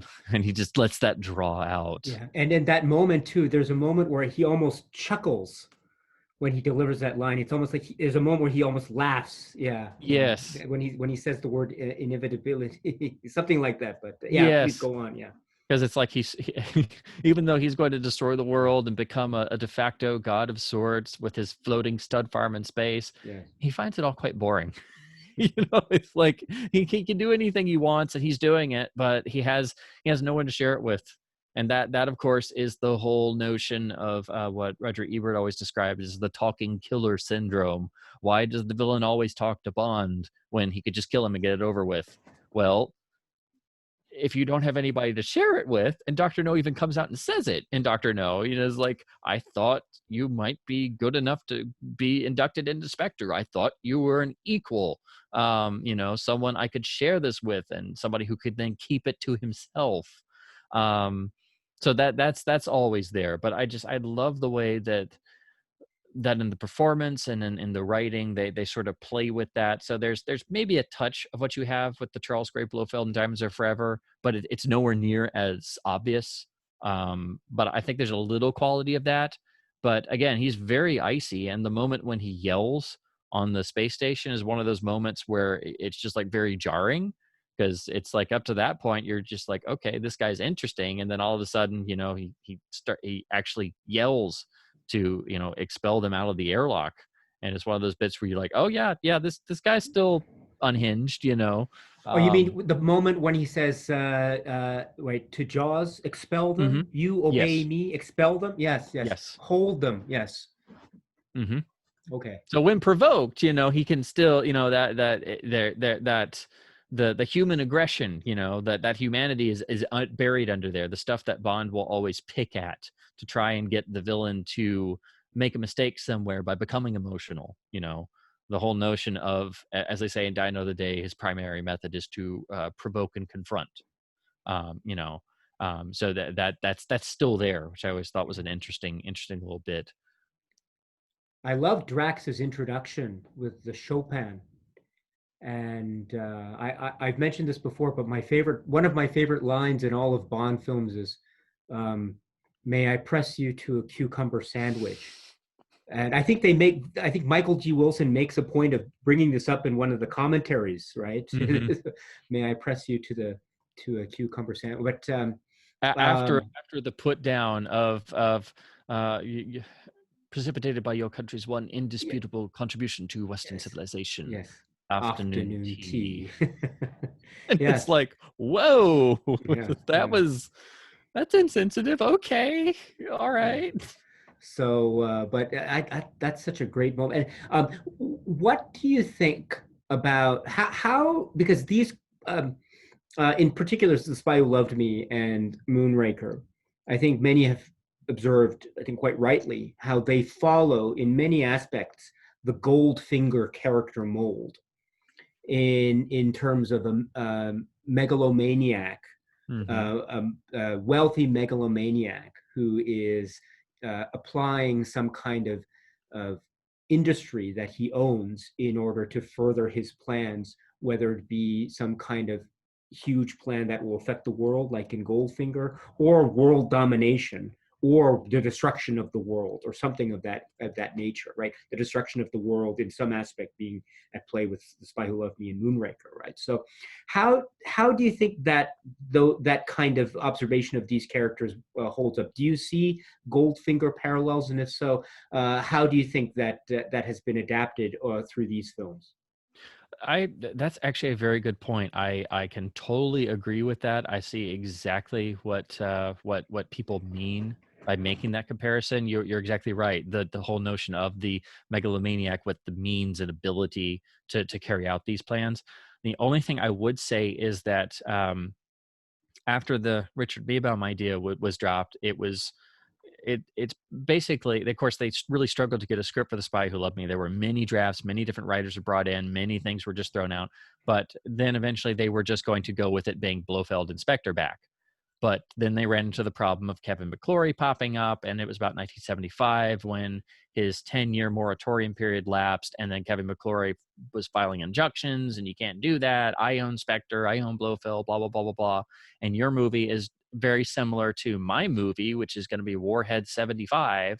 You know, it was one of the many projects he announced he was going to do, and it basically would always pop up like a thorn in Cubby Broccoli's side. So then that's why they just said, okay, screw it. There's no Spectre. So all of a sudden, all the guys are in just plain orange jumpsuits, and they changed it to having what's ostensibly much more like a Goldfinger figure. He's not Blofeld. He's just this really rich, crazy dude, for lack of a better term. And then they, with Moonraker, you already have the great character of Drax, but they obviously, based not only the structure of the film, but the actual structure of the villain and his plot very much on what they had just done in The Spy Who Loved Me with Stromberg. But yes, that Goldfinger influence is very, very much there. Absolutely. I totally agree with that. And I like your observation about Stromberg as well. I always found him to be a very distant villain because of he's a sedentary, and he's very slow, and his way of speaking is also very methodical, and we never get any of the buildup, do we, that we see with Goldfinger with the cheating at cards, or Drax in his estate and playing the piano, and then gradually we get to see more of him to a certain degree anyway. With Stromberg, we're just thrown right into his lair. Yes.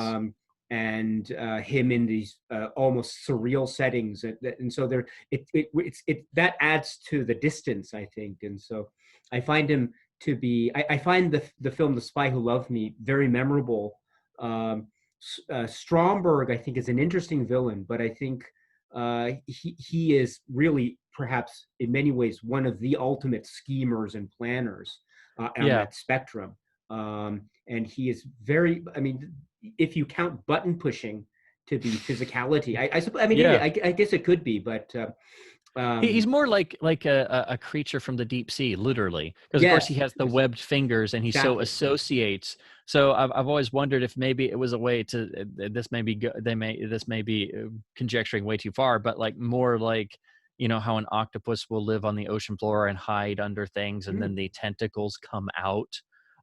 Or of course he has a pet shark, or you could make several different distinctions that he himself has some of the attributes of a deep sea creature that attacks from a distance, like say a giant squid or something, from the depths. And again, that may be stretching a point way too far, but no, I don't think so. I think he doesn't have that immediacy that you get from some of the other villains, which makes it interesting because it is different. I agree. But he's not one of the names that like they go, oh, what's your top 10 favorite villains? Stromberg isn't one of the ones that necessarily jumps out right at the forefront of your mind, but he still makes a great impression. Which makes it so interesting to recall his demise. Yes. Because when you have these other characters, out of airlocks or out of airplane windows or things of that nature, or like exploding with air compression and all this stuff, his is very gritty, very violent in that way, and it's almost a counterpoint to all this surreal, over the top megalomaniac portrayal of Stromberg, and then suddenly he dies in this very almost pathetic, violent way. Yes, it never feels right. It really doesn't. It feels like overkill in a lot of ways, because Bond stops and then he fires multiple times and then takes aim again and fires again. Ruthless. Yes, it does. It's always felt out of place. I don't mind it being, he just gets shot. Because the first shot is quite painful because of where it lands, and it's a comeuppance thing because Bond uses the table barrel of the gun, and almost gets killed again. First the elevator, and then that, and Stromberg has traps everywhere. But yeah, it's always had this really dark feeling to it, and it doesn't feel quite fair. What about this though? But isn't that something? And I'll let you respond to this. Isn't that something of the Bond character that we saw with Dr. No and Professor Dent, right? Hmm. And Absolutely. you praise this particular scene in Dr. No, and in fact in Dr. No we had uh, the filmmakers wanting him to shoot more, right? Yes. And then in here Yes. in The Spy Who Loved Me, we actually get that come to fruition in a way, because he Hmm. does, it's overkill, right? Because he's Yes. already won, but he just keeps on essentially shooting the man. Yes. So this is a And very Professor Dent type of situation. I wonder what you think about mhm. that. I have thought about that before. It is one of those moments that I think people kind of overlook when they say, "Oh, well, Roger Moore was a much lighter performer," because it's a visibly dark moment. It has more in line in the darker parts of Live and Let Die and The Man with the Golden Gun than it does the rest of the film. Although The Spy Who Loved Me actually does have quite dark moments, it's nowhere near as light as what Moonraker is, and I think people don't necessarily realize when, because Spy Who Loved Me is so enjoyable, and it's one of the films that's easy to introduce to anyone as just a regular experience outside of the series. Um, that part of the appeal is there is a certain grittiness to it that I think helps ground everything. Um, but yeah, it just I've always wondered why they did that. I have to admit, in a funny way, I've often wondered because there's a bit of a mishap because when that charge goes off, it actually injured Roger Moore, so he got a pretty severe burn on his backside. So I've often wondered if maybe that was just they had to do pickup shots later on once he had healed, and that was when they did the gun firing, and Roger was just like, "I remember when we did this. I'm just gonna shoot this and do it again and again and again and again because my backside still burns." you know um not that that's what happened, but that's something I wondered about once, because I'm like, well, why'd they do that? Well, is it because that he was still sore doing the pickup shots maybe? But yeah, I don't know, it just tonally it feels like a bit much, just a bit, and then you have the fight with Jaws that kind of ends in the comical way where Bond manipulates him into sticking his teeth to the magnet. Um but and that works with it, and it's not too jokey as some of the stuff in Moonraker gets accused of being. But yeah, the killing of Stromberg has always struck me as just a moment that seems like maybe they went like slightly too dark, and it doesn't quite fit with the rest of the film. But um I think they can get away with it. I mean, if there's anything to get away with, that's a poor way yeah, of yeah. expressing it, but you know what I mean, right? I think they can Hmm. get away with it by virtue of the fact that, one, we have Stromberg, who I think admittedly is probably not regarded in like the top. I don't know. Maybe there are people who think Stromberg is the greatest Bond villain, perhaps. But I think that they're, not to say anything against his characterization, but there is a distancing effect that I think is Hmm. applied on purpose, that from the very get-go. And so that might have something to do with the fact that maybe his death might not have had as big of an impact as, say, a villain who we really got to know. I can imagine, for instance, if Goldfinger had gone out in a way similar to Stromberg, I think that would have had such a shocking impact. I can only Oh yeah. imagine. Yeah, But absolutely. Would have been a lot more like the book too. yeah, yeah, it would have, and Yeah, it would have been very really interesting to visceral. see Yeah. the reaction to that. But that could be one element to it. Also, it's immediately followed, as you suggest, or as you point out, by the reintroduction of Jaws and the final battle between Hmm. Jaws, which I always liked. I like that the main villain the main villain is taken care of, and then we have the coda, which is the Yes. sort of the secondary henchman, which is it's a very Tom Mankiewicz type of pattern, as you know, right? We have a Yes. main villain that's sort of taken care of, and then the coda is always with the henchman, right? So Hmm. so I And like there's that menace continuation. there. There's real menace there. There is, yes, Um, yes. And it's I have to make a point. There's one thing in the series that has always bugged me, and this is one of the examples where it really starts to rear its head. It's in two places in Spy, really, but one of them is right there.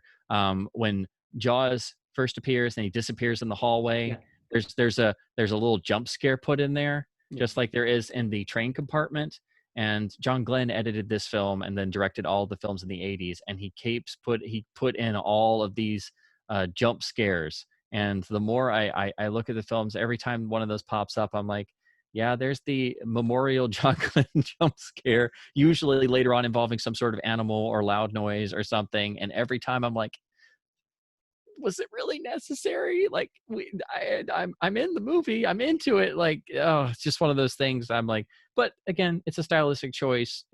Most people are not going to notice it, but it's one of the things you pick up on when you see them over and over and over again. So I always find it's amusing now to me in a sort of way, because it's like, yep, that's where they started. You know? The first jump scare you're referring to on the train is where Anya opens the door and it reveals Yes. Jaws in that huge close up and Yes. the sound. Yes, Hmm. yes, yeah. That always gets me. I must admit that always. The second one, when he goes out into out the corridor and emerges behind him with the bear hug, Hmm. less so. But I get your point. There's one jump scare.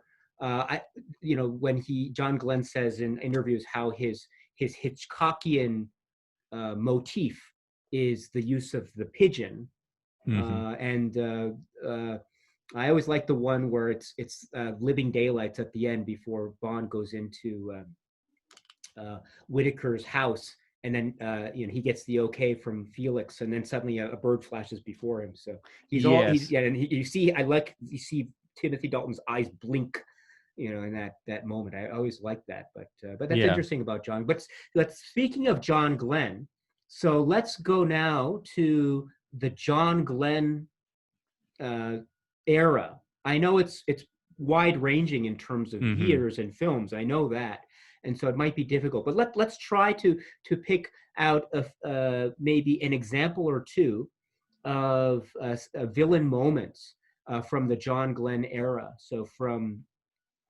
For Your Eyes Only up through to License to Kill. Again, tonally different, I get it, but there's still a thematic continuity and a stylistic continuity that I think we can cling to, especially when you talk about the villain. So the floor is yours, my friend. So what do you think are some standout villain moments for whatever reason in the John Glenn era? Oh, absolutely. Like you said, there's a definite stylistic continuity in all the films of the 80s. And again, it goes back to what we're talking about at the start. The whole notion of everything has that undercurrent of Fleming, those kernels of Fleming, because they're building off of the short stories and weaving them into new narratives that are still foundationally Fleming, even though they're going off into new tangents. And I think that applies to the villains in a lot of ways. For Your Eyes Only is the most direct, because you have literally the characters from Risico pretty much in Cristados and Colombo, um, and they're both vividly portrayed and characterized. Again, with Cristados, like in the short story, you have the whole bait and switch where he's presented as an ally first and then a villain. And I've always loved what Julian Glover does with his performance. He never changes his demeanor, really. Once he's revealed as the villain, he has the same demeanor, but the only thing that's changed is he's dropped the whole some of the mannerisms that he starts out has, because you're introduced to Cristados. He's this wealthy businessman with all kinds of interests, and he knows about everybody. Um, but he has all the airs of being a genial supporter of many causes. And he even has the line when they're watching BB practice, like, Yeah. the day she wins the gold medal will be the greatest of my life. And And he he has this. cracks there, right? He almost tries to has to hold back tears at that Yes, moment. Yeah. exactly. He's giving a great performance, really. Um, the Christados is, he's literally Yeah. performing. And then I also love the bit. He has this sort of aloofness at first, and I love at the finish of that scene when they get up to leave, and they're like, I'll be of any service I can, da da da da da. And he shakes Bond's hand, but does not shake Ferrara's hand because Ferrara is unimportant. And there's that second where he keeps the hand there, and then it's like, okay. So already he's sized up the situation, and it's like, okay, this is the player I have to worry about. And yeah, you can go away Ferrara. You are unimportant. My focus is now on Bond. He is my competition here. And then once all that drops, he doesn't play anything up, but he gets immediately much colder, much more reserved. His dialogue is a bit more clipped, but has this venom dripping from it, with lines like, "You have shot your last bolt, Miss Havelock," and then, of course, during the keel hauling sequence, bind that wound. We don't want the blood in the water, not yet. And he has that glee when he gets them to turn the boat around. It's like, we go again. Come on, turn it around. Hurry up. I want to do this again and drag them over the reef again. Who was the performer in the water with the sharks? Was it? Please correct me if I'm wrong. I want to say George Leach when he says, leave him. He falls in. Yes, yeah. Exactly. That is a great, yeah. great little bit, because he's like, leave him. Yeah. That is, I love how you brought up the moment with Ferrara and the fact that he doesn't shake his hand. I think that is such a subtle yet such an important clue. I think that already gives the game away, to us at least, that perhaps he is not who we think he might be. Because you at least know that there's something off. Yes. Because I don't claim that there's any overt emphasis on class in the films, and in particular this film. And we don't know the Ferrara, for instance, but we do know that villains, generally speaking, in James Bond films, tend to be, I think they're almost always very wealthy, and they will have some kind of industry control or empire or something of that sort. And I think we don't quite know what the finances are of Christados, but I think we understand that he is of a wealthy class, right? And so there seems to be a kind of almost a subtle class rebuke, if you will, when he refuses to shake Ferrara's hand. And I think that is a subtle way of indicating to us, which we will later find out, that yes, he indeed is the villain. Yes, it's a sort of elitist gesture. Yes. Absolutely. And so I'm sorry. So that's For Your Eyes Only. But yes, please continue. So John Glen and the villains. Yes. Yes. And then in Octopussy, I think you have basically a splitting of what would ostensibly be a single villain into two sort of types of villains, where you have Orlov and you have Kamal Khan, and they both represent two different styles. You have the Kamal Khan in the vein of being the suave, sort of mirrored version of Bond, who is very, he's not mustache twirling, but he has a sort of classical villain vibe to him. And he has this great backstory, exiled Afghan prince, does whatever he wants and has a private army and all this stuff. And of course, the henchmen and everything. And then Orlov is, I know I said it before, he's very much patterned after General Turgidson from Dr. Strangelove in a few ways. But he's this hardliner Soviet general who is so tired of being ignored and seeing in his mind, the great strengths of the Soviet Union just being, given away, that he has instigated this insane plot that will cost countless thousands of lives and potentially start World War III, simply because that's just what he decided to do that day, you know. Yeah. And And he's then deluded too by yes, his dreams of grandeur, right? What is it? yes, What is the, you know, I'll let you quote. What is thirst the for line that he conquest. says? Yes, and what Yeah. does he say? What is his last dying breath to Gogol? Oh, Yeah, yes, yeah, yes, yes, yes, yes. Common thief, criminal. yes. Yes, but tomorrow I will be a grand Grand hero hero of the of the Soviet Soviet Union. Union. Yes. Yeah, absolutely. So I think that's an interesting distinction. I think it's also a lot of ways sort of like maybe a dry run for the two villain scenario in the Living Daylights. I think it's very much the same um, setup idea because each pair of villains work together but have their own goals, and they don't necessarily 100% trust one another. And it does take a while for their plot to be fully Yes. revealed. Yes. So I think in some ways you could say the two villain plot of the Living Daylights maybe um, rounds off some of the edges of the two villain plot of Octopussy, or it's at least revisiting that sort of scenario and taking it in a different direction, which I always thought was interesting that you have two films pretty close to one another that have that same sort of idea. And then in the middle, you have the character of Max Zorin in A View to a Kill, which is such a wealth of interesting ideas and talk about taking things in a different direction. Here you Yeah. have a complete psychopath. Like Yes. it's actually identified in his backstory that he's the project of genetic experimentation that dates back to World War II, and um, the Nazis experimenting in concentration camps. And I mean that in and of itself is a movie. But then what Christopher Walken does with it is just you hear that setup, and what he does is not what you would picture at all.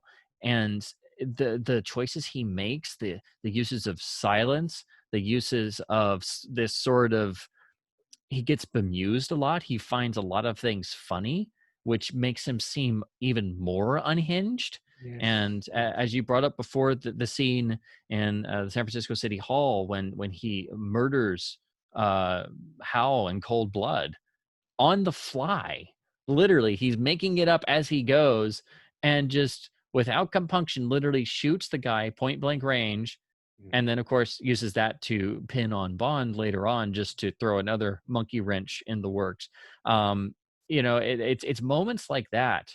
The And then of course in Main Strike, when he and Scarpine just massacre everyone, Yeah. and to cap it off with good, right on schedule, Yeah. it's just it's Yeah, he doesn't say he says schedule. Yes. yes. Ah, yes. And Hmm. yeah, that is such a great thing. And I think Max Zorn is one of the most frightening villains. Yes. It's so unpredictable. And you're right. Yes.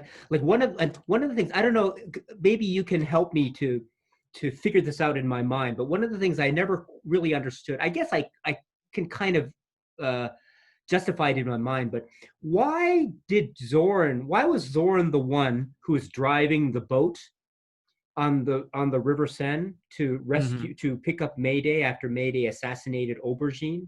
Why was it him? Because that would definitely, if he was seen, Hmm. if there were witnesses, and I'm sure there were witnesses. Yes. Oh, this person in with black clothing has just jumped onto this river, and we saw, and there were, right, and He's directly the tied in. Then yeah, somebody exactly. got a So photo of the boat right, speeding away. exactly. There Excellent. would be witnesses, and so he would be directly implicated in the crime to Yes. kill, or If Bond had this been able person to killed. see him, because Yeah, he sees a blur, he sees the back of his head. But if Bond had been able to get close enough and make a positive identification, that game's over. yeah, Um, exactly. And I think that could be centered in the scene where he is at City Hall in San Francisco, right? It didn't mhm. have to be him, but it is him. And so that, Yes. I think, that little quirk adds even more unpredictability, because he is even Yes. willing to He basically enjoys implicate this stuff. himself. He Yes, enjoys exactly, which it. is Yeah. really twisted. Yeah.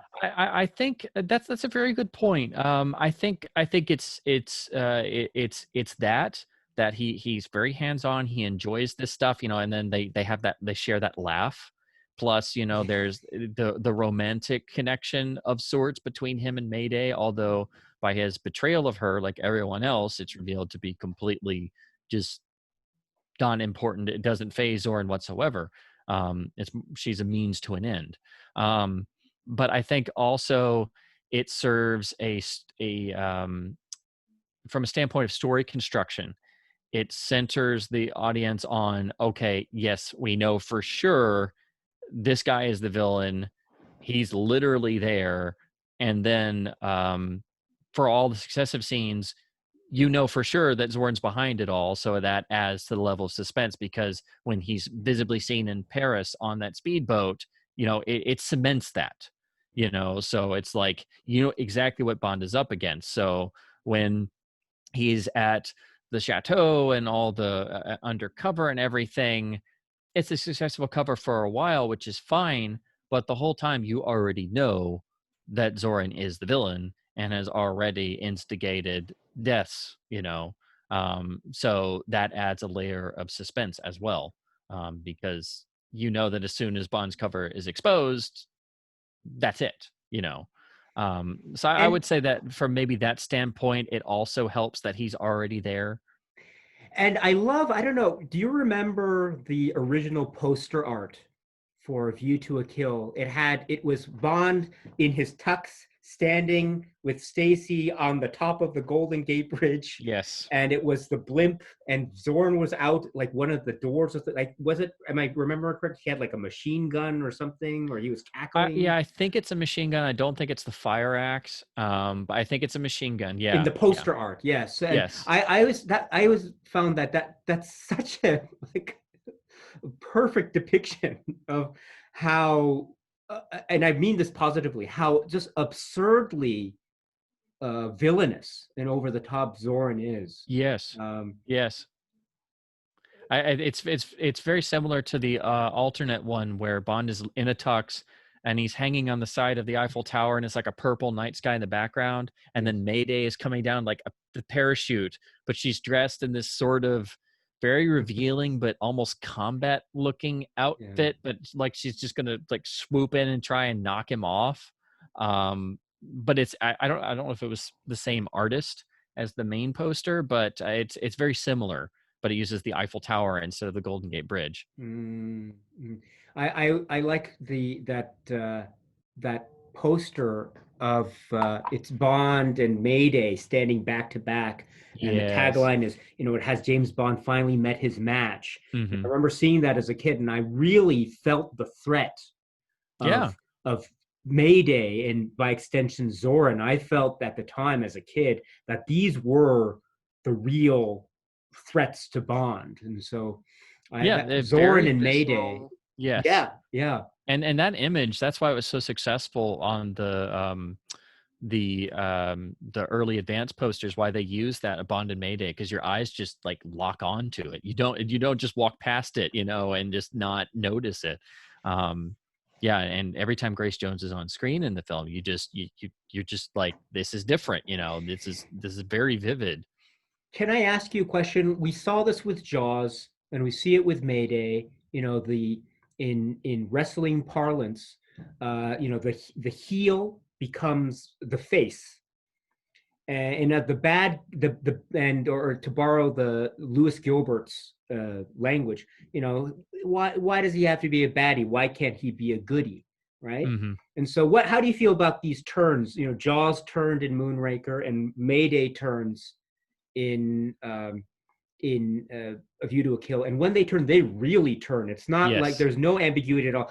They are, 180 arm in arm completely. buddies. I love the line. Mayday says, "Get Zoran for me." Yes. I mean, this is the person who killed Tibbet, right? I mean, Yes. I don't know if he would know that. Right? No one was actually witness to the event, right? So there isn't any proof that Bond could I see think to he had a link good that. idea Yeah, though, yeah, because yeah. chauffeur's cap Yes. on and just driving So, the rolls. But so yeah. I kind of chuckle at that line because, oh, there's Hmm. right, and I know that there's a moment of alliance between them at that moment, but this is still the Yes. person who killed Tibbet, and with Jaws too. I mean, he is right. His name's Jaws. He kills people, and so what do you think about those? I understand how it operates in the film, Yeah. and but how do you feel about those? Well, I will say that both of them, it's not like they just turn. There are actually reasons set up, but with Jaws, it comes across as being quite a bit ludicrous. But of course, by that point, they've already instituted a lot of comedy that there are bits in Moonraker that a lot of people have already insinuated. It's like, well, there are bits that feel more like a Roadrunner and Wile E. Coyote cartoon, particularly things like when the boat chase over the falls and Jaws reaches down and pulls the steering wheel off and has that close up, and it's so comical and cartoonish. So there's a bit of that in there, but you see Bond actually insinuate that, Jaws, great love that he has discovered, his girlfriend would and Jaws himself are not fit for Drax's personal vision of the future and are thus completely expendable when their use is up. So, and you see, the wheels literally turning in Jaws's head silently at that moment. So that is there. It's rather sudden, um, but at least there's an impetus for it. And in A View to a Kill, you do get that because Zoran betrays everyone, kills everyone. Mayday barely survives. Bond barely survives. And, Mayday has that line. And first thing she says is, and I thought that creep loved me. And that goes back to that notion of them having a relationship that, again, for Zoran was a means to an end. So I think that is what gives Mayday that, helps her crystallize in her mind, you know then of course seeing her friend, the corpses floating, Yes, yes, and then Bond is Jenny. like, Yes, he betrayed them too. Yeah. yes, yes. And that further cements, okay. And then she's angry and she's motivated by revenge, so that's why she's like, okay, we've got to do this. And but she and Bond are not necessarily bosom buddies. They go back and forth, and they're under a ticking clock. She then warns him about the booby trap, and they have to actually get the detonator device out. And then she's literally yelling at him, and just tells him to get on, and she'll do it herself. And then finally, sacrifices her own life because there's literally no other way. Somebody has to hold the handbrake down to get it out, and there's no time to argue, so she just jumps on and then doesn't get off. And then Bond tries and pleads to get her off, but uh, even deep down he knows that she's probably right, and it's not like they have time to come up with some elaborate means of getting it out of there. um so there's a nice bit of realistic tension, I think, there. In terms of, all the stuff has happened. She's going through an emotional crisis at that point, and then, but there's 90 seconds to go. It's not like they have time to stand around and be like, oh yeah, I'm sorry, I killed your friend, and I guess that night in my bedroom was quite interesting. I Yeah, guess. yeah, yeah. Um, I mean, I think that they are really great. Now, I think that they're also kind of ludicrous, mhm. as you point out, but and also because of the switching of allegiances is very, very quick, and it's such a 180, Mhm. and there's no nuance. But I understand that too, because there is a way that we as audience members, especially when we're kids watching films like this, this is the type of cinema grammar that we can really latch onto. And Mhm. I think, right, that deep down we see these bad henchmen, and maybe deep down we think, oh, if they turn, that would really be a rousing moment. And I think that works for these two characters, I think. And although I do go back again, I just love the line, get Zoran for me. Yes. I Yeah. just, I Delivered think so that, dramatically, yes, yes. But I understand it's the moment and it's dramatic Yes. and right. She's also seconds before the bomb goes off. I understand that. So, And then Zoran's uh, reaction, he just yes, and he just says her name, and he just right. stares, and And he does it. then yeah, and then once the explosion goes off, and then Yeah. he's just like struggling to like come up what to do now. But right, intuitive improvisation, right? Mm. And so he has the next thing with the blue bed. And also, before I go on, I loved how you mentioned Jaws. I love the turn. I get all the thing with the girlfriend and all that, but I loved when I was a kid. I loved that. I really Hmm. found that to be so charming and sweet. And there's a moment where Bond sows the seeds of doubt, to borrow Michael G. Wilson's phrase. Hmm. And right, and that's where we see, as you point out, the Jaws thinking. And I love it in films when we see characters thinking. I Yes. just love it when they're just there. There's no words. There's a I won't mention the specific moment, but we see this in. Well, I'll mention it in Empire Strikes Back. One of the great moments is the back of Darth Vader's helmet when he's on his own Super Star Destroyer and he's looking out, and we we see him thinking at a climactic moment in that film. We don't hear him, but we see him thinking. We see him. He turns his head and he goes back, which essentially Hmm. ends that sequence and that film for him.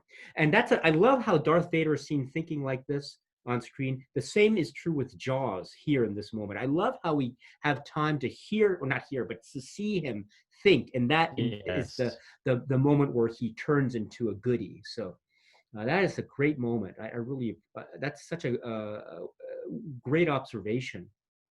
But now let's move on. I know we have to skip over the Timothy Dalton films, but we did speak about a little bit of Living Daylights yesterday. But let's move on to Brosnan. And I think we can. I know that there are different directors, sure, but I think we can also. I can look at these as the Brosnan era. And Yeah. so let's think about the Brosnan era, and what are some examples of standout moments for whatever reason of the villains of the Brosnan era? Hmm. Well, in Trevelyan and Goldeneye, you really have the ultimate mirror image villain of Bond because they have the sort of brotherly alliance, him originally being 006, and the camaraderie they have, and the friendship and bond they have. And so um, Bond feels guilt all those years that he could not save his friend, and then that only adds to the betrayal element that comes when the face of Yanis is finally revealed. And that scene in the statue park is so important for that. And I've always loved the Trevelyan's dialogue in that scene because it's coming from a place that's all of this, he has all this bitterness. It's like he's been bottling it up all these years, and he talks about his backstory of being the child of the Lienz Cossacks, and how he went to work for the very same people that caused his parents to in their own lives. um and that basically, like you were saying, it sowed the seeds for his own character at that young age. And so he just, for all those years being an MI6 agent, he like subdued all of those parts of himself. So it calls into question, during the time that Bond knew him, was anything he ever did true or anything? And then Trevelyan goes on to question all of Bond's activities, when he says things like, "Do you ever wonder about all those dictators we toppled, all those governments we eradicated?" Um, and I think all of this stuff also ties into what I like to say about Goldeneye being a sort of reappraisal of the Bond character, since it is the first film to come after the end of the Cold War. So a lot of elements in the film really play into examining the Bond character and showing that he's still a viable presence in the post-Cold War landscape. Yes. Um, I'm but sorry to yeah, let yeah, me sure. just sorry to interject here, but that's such a great point, and I just want to say again, I apologize for interrupting, but Well, no problem. that scene that you mentioned about Trevelyan and his reasoning, I always see that also as really being in the spirit of, you mentioned him yesterday, but Jean Le Carré.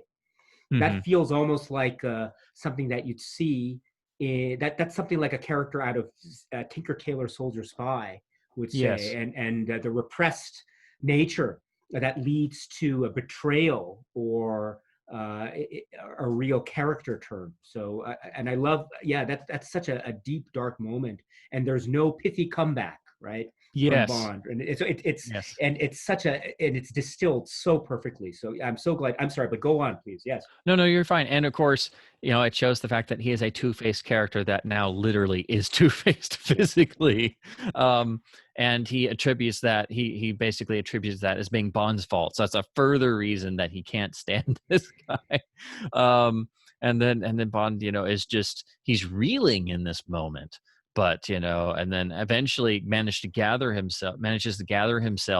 With lines like, "Am I supposed to feel so? Was I supposed to feel sorry for you?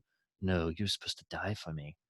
And then the perfect capture of the scene, he invokes their words to one another, and he says the same line from the pre-title sequence: "Closing time, James, last call." And then before Bond he knows exactly, and then he gets the dart in the neck, and his emotions Trevelyan has played him like a literal violin because he knows him so well.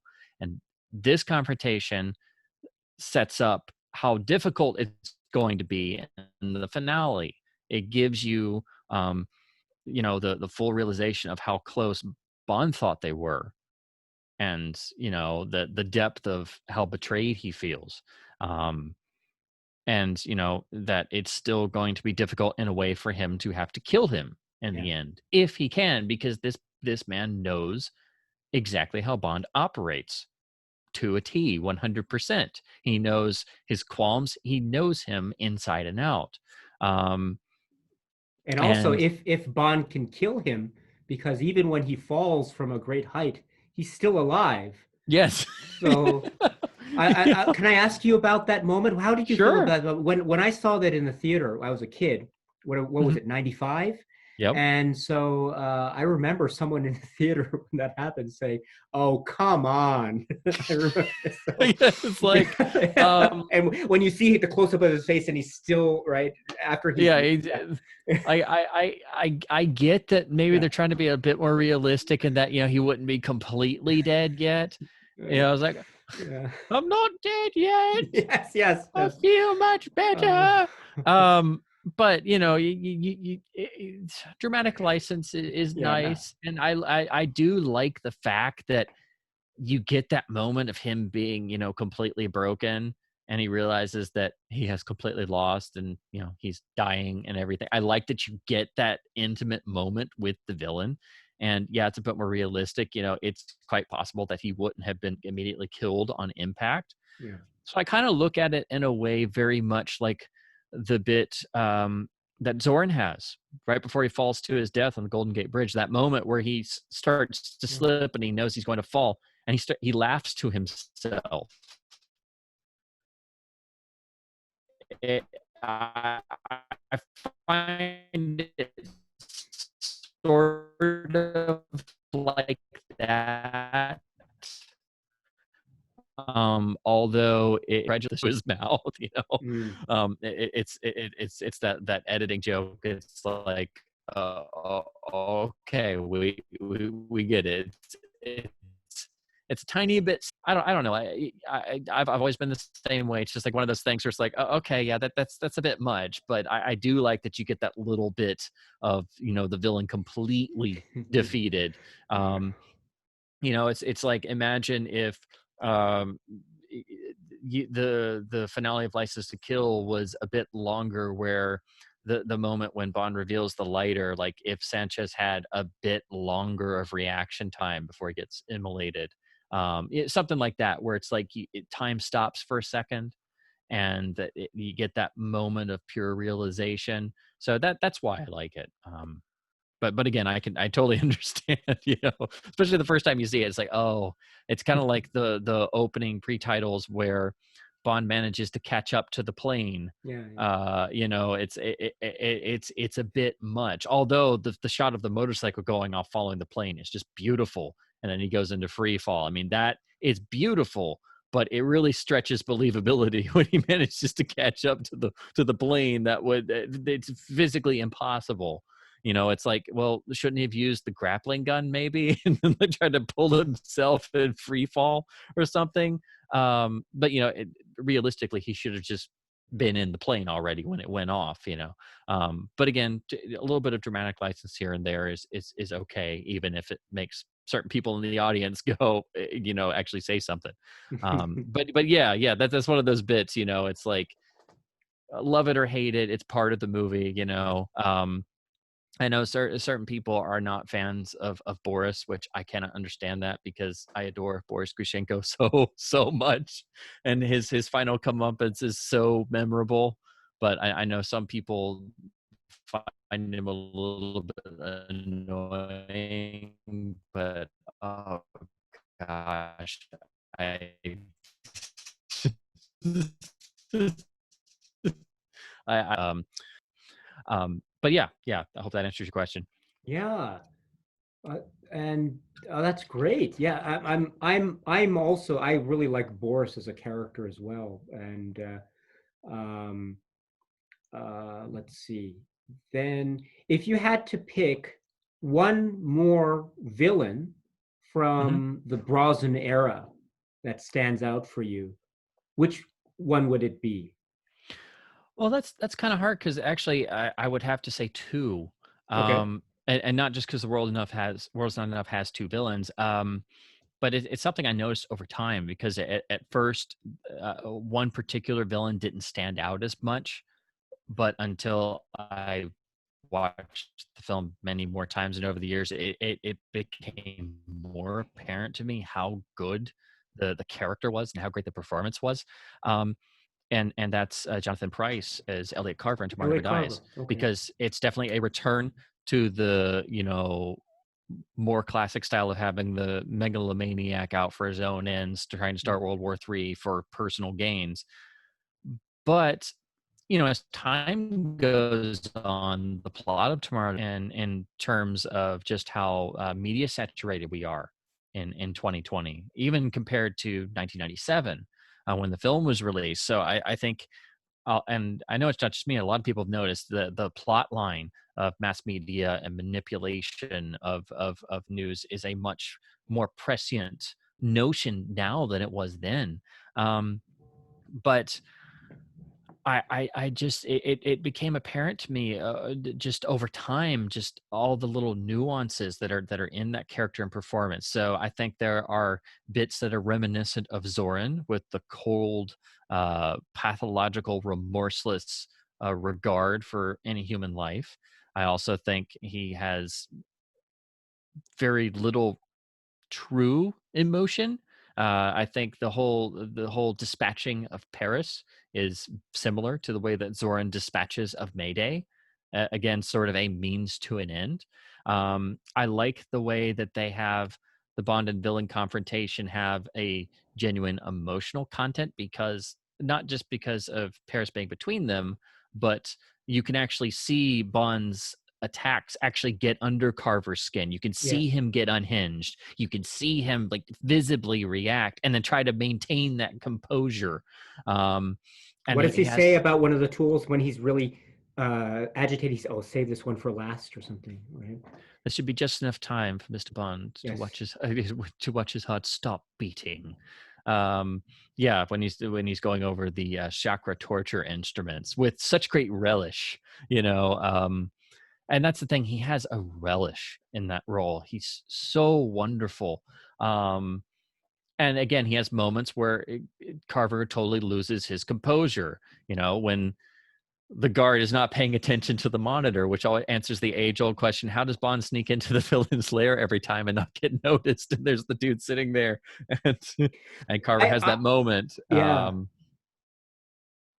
Yeah, yeah. Oh, please go ahead. Sorry. Yes. Oh, no, no, no, you're fine. Yeah, it's moments like that, and earlier, right before, that motivates him talking about the last of the torture instruments when Bond gets to him, by saying, "And I thought watching a TV show was torture enough." You see that get under his skin, and that's when he says, "Save this one for last."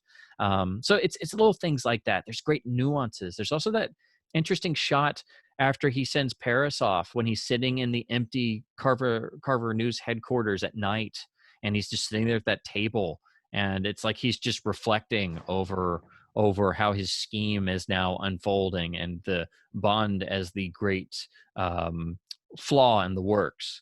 And so now he's basically sent his wife off, and now it's like he's playing a game of chess right there. He's committed that sacrifice of that particular piece, and it's all silent. It's just that one particular moment that I find interesting, and it's over time. It's really kind of opened up for me because at first you just like, okay, Carver is another megalomaniac in the vein of, say, Stromberg. His goals are different. The ending definitely has the climax like The Spy Who Loved Me, with the stealth boat sequence and having the big battle and everything, eventually blowing up. Um, And being it on and fire it and everything.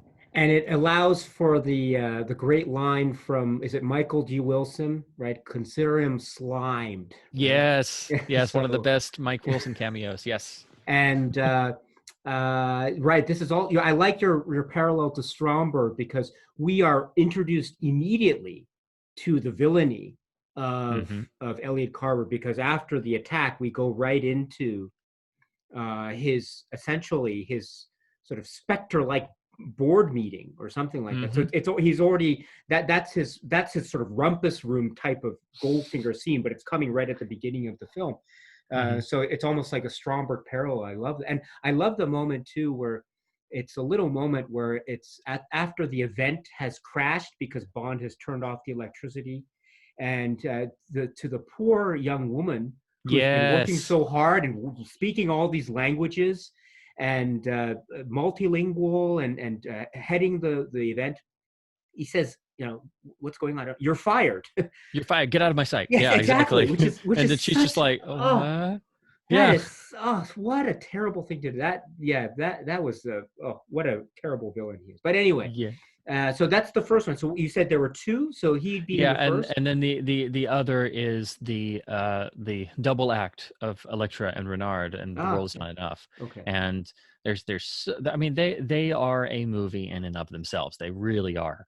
And one of the things that I kind of regret about The World Isn't Enough is that it's not developed more, their relationship, and you have Renard set up as the primary villain, and I love the presence that Robert Carlyle has, and the whole notion of Renard, not having his senses anymore and basically being this unstoppable force, but he knows his death is imminent, and to happen to a character who was already far removed from society, as this great renowned terrorist, is a very interesting scenario. Yeah. But then, it's a character that shouldn't have anything to lose, but then in Elektra he does have something to lose, and then Elektra herself is a real conundrum, because again, she's presented as the leading lady. She has very human qualities. She, the moment after the ski chase, she has that attack of claustrophobia, which, probably stems from her original capture when she was kidnapped, before she really snapped mentally. So you get glimpses into human frailties there, And which also, is let me just add that David Arnold's in the commentary track mentions that she reminds, visually, she looks almost like Diana Rigg in some of those yes, scenes. So yeah, yeah, absolutely, yeah. yes. Sorry, please go on. No, Yes. no, no, no. You're exactly right. And the notion of Bond becoming deeply emotionally involved with her, of course, is instantly going to evoke memories of On Her Majesty's Secret Service, which has not really happened in the film series up until that point. So the fact that it is, you can tell there's serious stuff going on there emotionally, and Bond is actually getting involved, and he has to be so wary of that because he feels himself getting involved, which And of course, again, like Goldeneye, that sets up such a feeling of betrayal and disgust and everything. Not only disgust with Elektra, but Bond's own disgust with himself. You know, that he fell for this, that he was used. He's not supposed to be used. You know, so I love these themes that are there. Um, I feel sometimes though that the film kind of struggles with itself.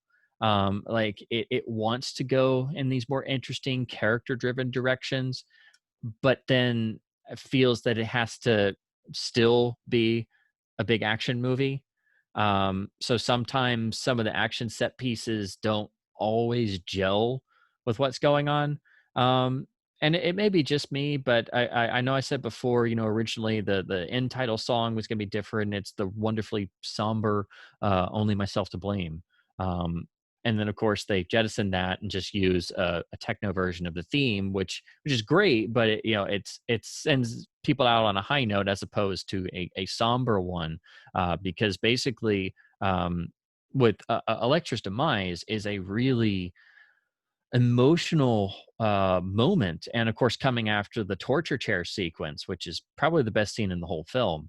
I mean, that is just a wonderfully strange, twisted, in a lot of ways, you know, it plays like an inverse of the love scene that happened earlier. That was a lot more involved and intimate than what you normally get in a Bond film. Like you actually see their personal connection.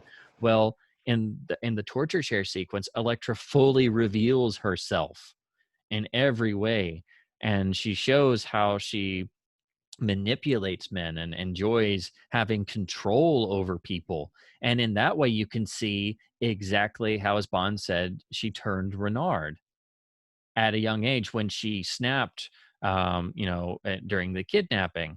And I've always loved the way that, you know, she keeps twisting and getting closer to completely breaking Bond's neck, and then finally, just to almost like to rub it in, she then gets on top of him and gets so close to him, and in what is a very, you know, almost exactly like they had been in the love scene. It's a very sensual moment in a way, and then she reaches behind and keeps turning the wheel, Yes. and gets like right on top of him. So it's like, you know, they're so close that, you know, their breath is on one another. And Bonnet, of course, is literally at the point of death and still trying to break through this damaged psychological makeup, but then realizing that he can't, Yes. you know, and hitting that point, you know, it's like, well, how can he solve any of this, you know? And then it takes the Deus Ex Machina of Zukovsky arriving with the cavalry of sorts, you know. But I love that particular moment. I love a lot of the ideas in the film. It's one that the more I revisit it, the more I want to know about certain characters and things, and I feel like they could have gone a lot further with those two characters in particular. And then, you know, once Elektra is revealed to be, you know, the villain, you know, Renard's just kind of there in the background. And then the final confrontation on the sub, you do get the great emotional part, you know, especially when Bond reveals that, you know, Elektra is dead, and you see the genuine emotion on Renard's face, not to mention Bond's face as well.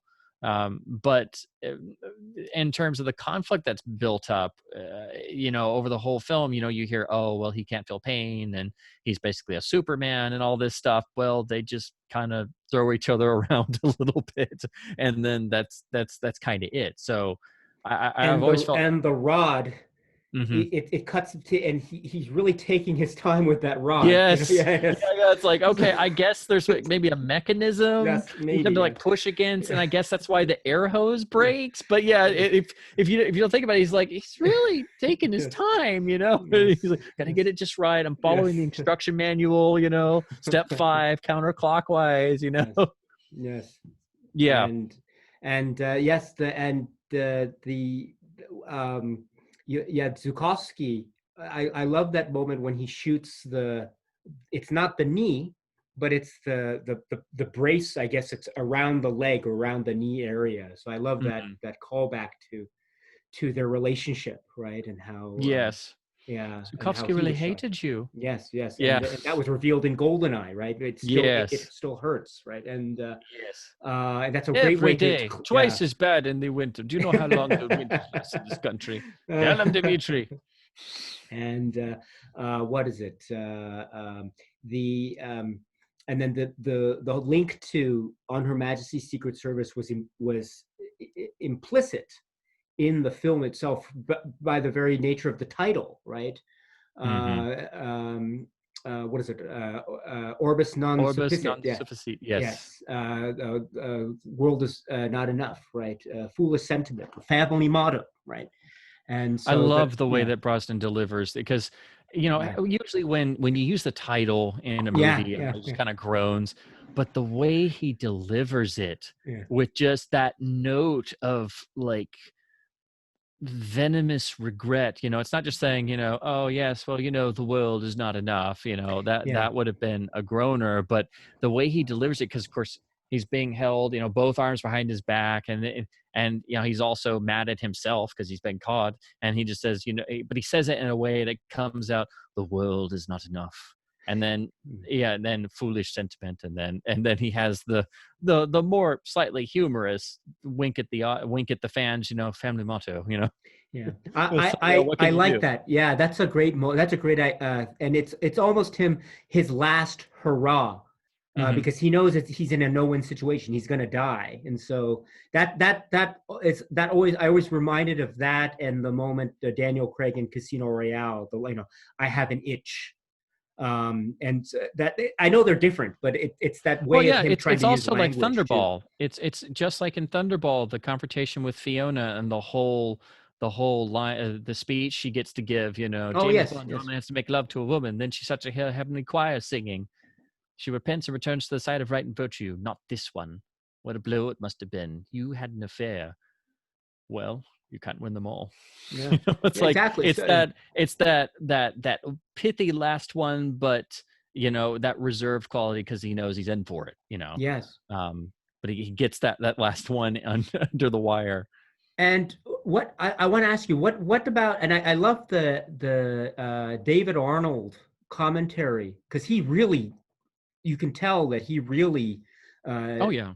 really is so observant of this particular film, and he Hmm. makes a great observation about how um, Renard has a way of shaking his head at certain moments, and whether it was conscious decision or not, it's not clear. But there's a moment where, at the end, when Bond gets the better of Renard in the sub, she's waiting for you, and then Yeah. he gets impaled. There's a moment where Brosnan's head does a little shake.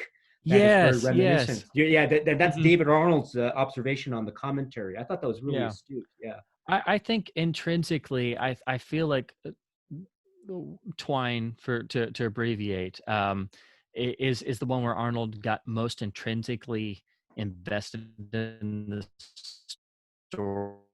story. I think it's the strong groups the film the best, and it has this great cohesiveness because he's able to do all the various themes, and particularly the Electra theme has uh, a lot of great emotionality to it. I feel it's really invested, um, particularly in the characters that, and also because it wasn't his first score, he was a bit more relaxed. He had already done Tomorrow Never Dies, so he kind of had found his way a bit more. But if I'm going to sit down and listen to an Arnold score, The World's Not Enough is probably my favorite one to listen to on album, start to finish. That's why I was so happy that La La Land did the expanded reissue. So we finally got the complete score and all the cues that were missing before. But it's the one where I love almost all of even the quiet moments, like the track Access Denied is really great when Bond is in the MI6 temporary headquarters. And that's when he realizes that, Renard is out there, when he realizes the ransom, the original ransom, is the same as the $5 million, and puts two and two together. So he's doing detective work, but you can also see and Arnold picks up on it that he's already becoming emotionally invested in the Electra character because he reviews the footage, and he has that moment where he touches the screen and like freezes on her tears, which I always thought was a really interesting little Almost physical creepy. tidbit. Yeah, Yes, yeah, yeah, yeah, he's an observer. He's yeah, detached, but you could see that emotional awakening there in that particular little moment. yeah, yeah. Yeah, David Arnold really, he really knows his stuff, I think. Hmm. And so now let's go to the Craig era, because I think we can classify it, I think, as the Craig era. Although, again, I acknowledge that there are different directors, and uh, Yeah. there's a period of time that has progressed since the first film in 2006. So let's, in the interest of time, because we have to end it soon, but let's, before we go, I want to say we didn't talk about. Oh, hang on. You cut out there for a Okay, minute, so I missed what you said. okay. Can you? I think the Yeah, internet connection is not I so can hear good. you Yeah. now. Yeah, yeah. Sorry about that. So that's, I think That's my okay. internet connection is not so good, so I apologize. But Well, that's let fine. us continue this later, because Hmm. I want to talk about, for instance, the other aspects of the Bond films. We haven't talked about the women characters of Bond. We've talked about Elektra, of course, but we haven't, and we spoke a little bit about um, Kara Malovi, perhaps a little bit, Mayday a little bit, but there are many others that we unfortunately didn't have time to speak about. So maybe we can Hmm. talk about those on another occasion. And also, Yeah. I want to talk about other aspects. But to end today, let's focus on the Craig era villains. And if you had to pick one villain, again, just in the interest of time, I apologize for this, but if you have to pick one villain from the Craig era, or a moment of the villains of the Craig era, what would it be? What stands out for you?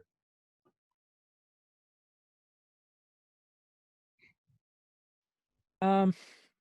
Hmm. Well, that's kind of actually an interesting question because I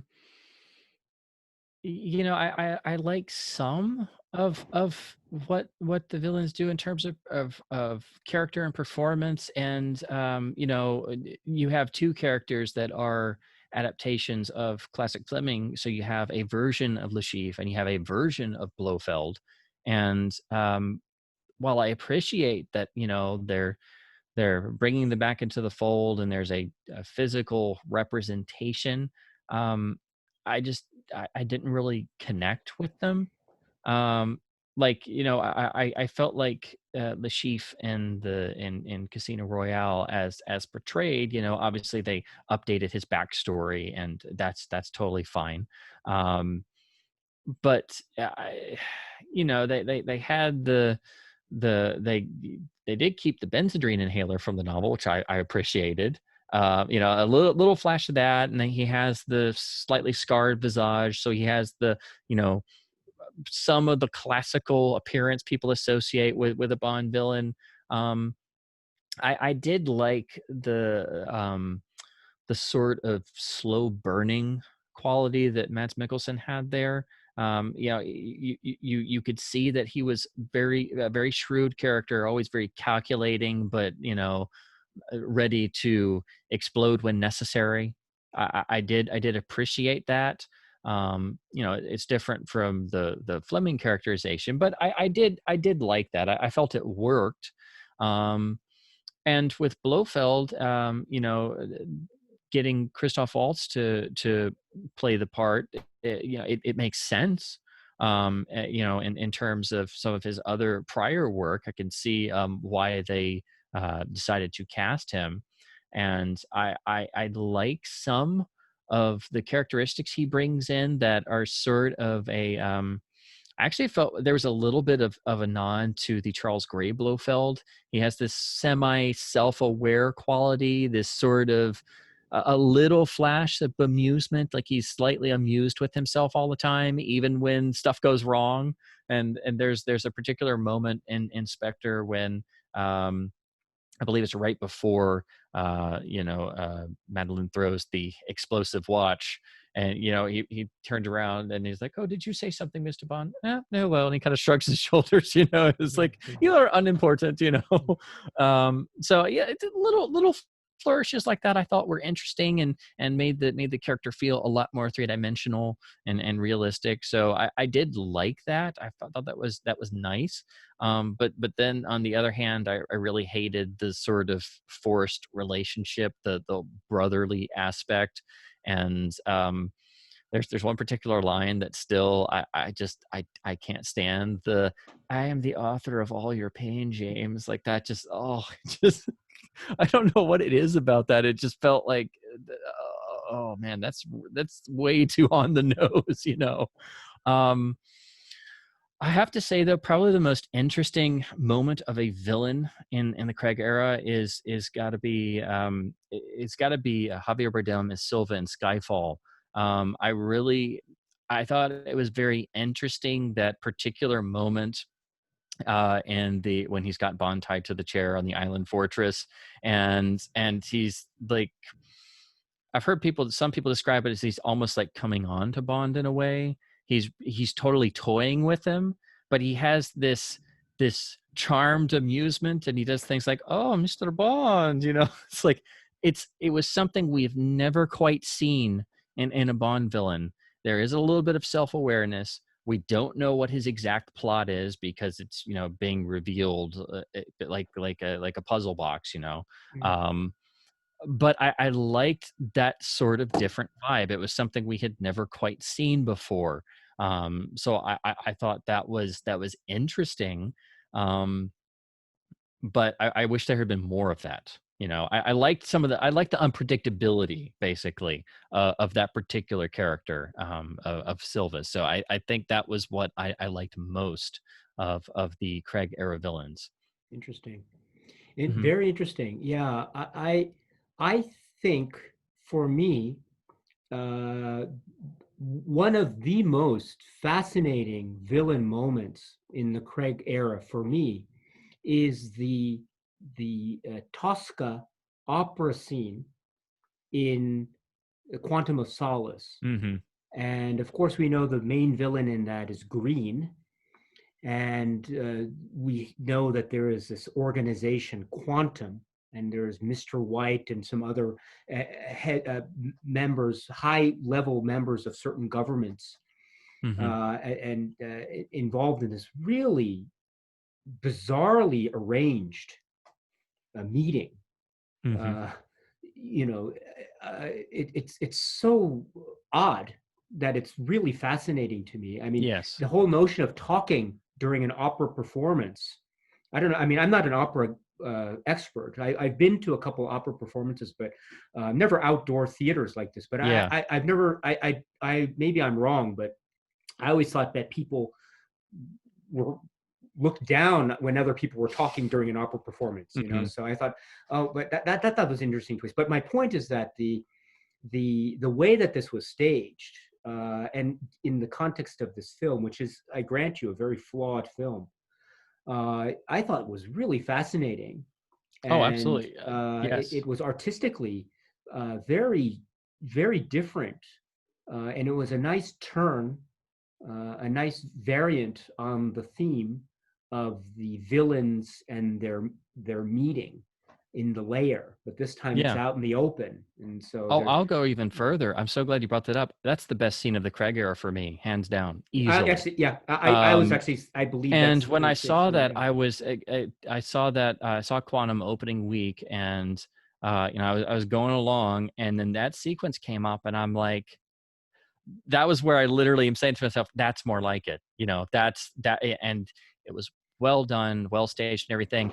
But there's something about it that it reminded me of something, and I couldn't think of what it was. And it wasn't until years later, when I was rewatching a particular picture, and a certain scene came on that was very similar, and I'm like, that's what I couldn't think of. It's reminiscent in a lot of ways. There's a really great scene in one of the great 1930s horror films, The Walking Dead, with Mm. Boris Karloff, that was directed by Mike Curtiz. That's Yeah, a yeah. strange mix. It's a Warner Brothers film. It's like a a gangster film that has horror elements in it. But there's a particular moment where Karloff's character, who was unjustly condemned to death and miraculously brought back to life, but with very little memory of his past, um, is able to give a piano recital because he was a great pianist before he died. And he starts playing this piece, and the various people who set up his death are in the audience. And he turns to face the audience, and there are these great moments where you get these choker close-ups of all the guilty parties, and then eventually they all get up one by one and leave.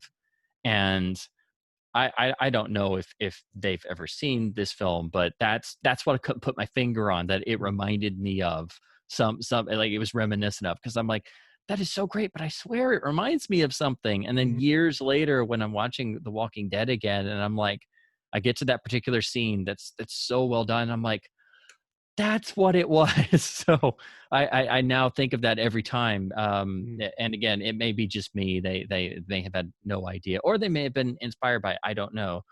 Maybe Mark Forrester's actually a classic horror geek. I don't know for sure, but it was an interesting connection, I thought. And that's such a great observation, my friend. That's great, you know.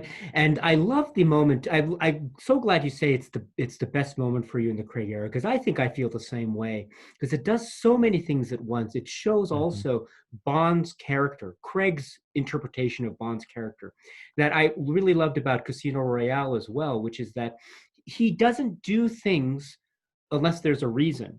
So remember in Casino Royale, he did the thing with the car, and crashing the car, and everyone going out of the clubhouse so he can go in and review the files. And this is a similar thing that's happening in this moment too. He says something in the microphone, and he reveals that they are being observed. You know what I think? I think you should find a different place to meet, right? And that seems to be a very almost like dereliction of duty, like negligence, because he's revealing that they are being observed, which is probably the opposite of what a spy should be doing. But on the contrary, it reveals a certain motive, because that enables him to photograph all of the people who have now been discovered, and now they're panicking. So they're they think they're clandestinely. They're trying to get up and walk out. Yeah. And so that allows him to take the pictures. And then he says the very curt "thank you," which I love his delivery of that line. But it's also very revealing of Mr. White too. Mr. White is very clever. He doesn't stand up. He just very discreetly, thank you, removes his earpiece, and that's it. And he doesn't stand up. So that shows also the intelligence of Mr. White. And in fact, and please correct me if I'm wrong, but that's the last time we will see Mr. White again, right? Until we get to the other films, right? I believe so. I don't know if there's like a glimpse slightly later on, but I don't think so. I think that's about it. Yeah. But yeah, and that's such a great, and it's the ultimate confrontation between Bond and Green, and the moment when the Puccini really roars, and then it leads into that almost montage, silent montage, except with the special effects purposefully added on for more impact. But I'm so glad you point that out as being the what you consider to be the best of the Craig era. I think I feel the same way. Yeah, absolutely. Yeah, it's odd that the one that, you know, everybody can agree is probably the most flawed has probably the most interesting stuff in it, you know. Yeah, and also in terms of villains, you know, that film I think does something really interesting as well. And I mentioned this a little bit yesterday, which is that I always love the films when they are very ambiguous with the allegiances of the characters, and you're never sure exactly who is a villain and who is not.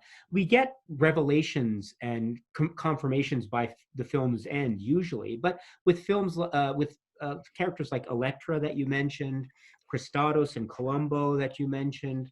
Also yesterday we mentioned Koskov in the Living Daylights.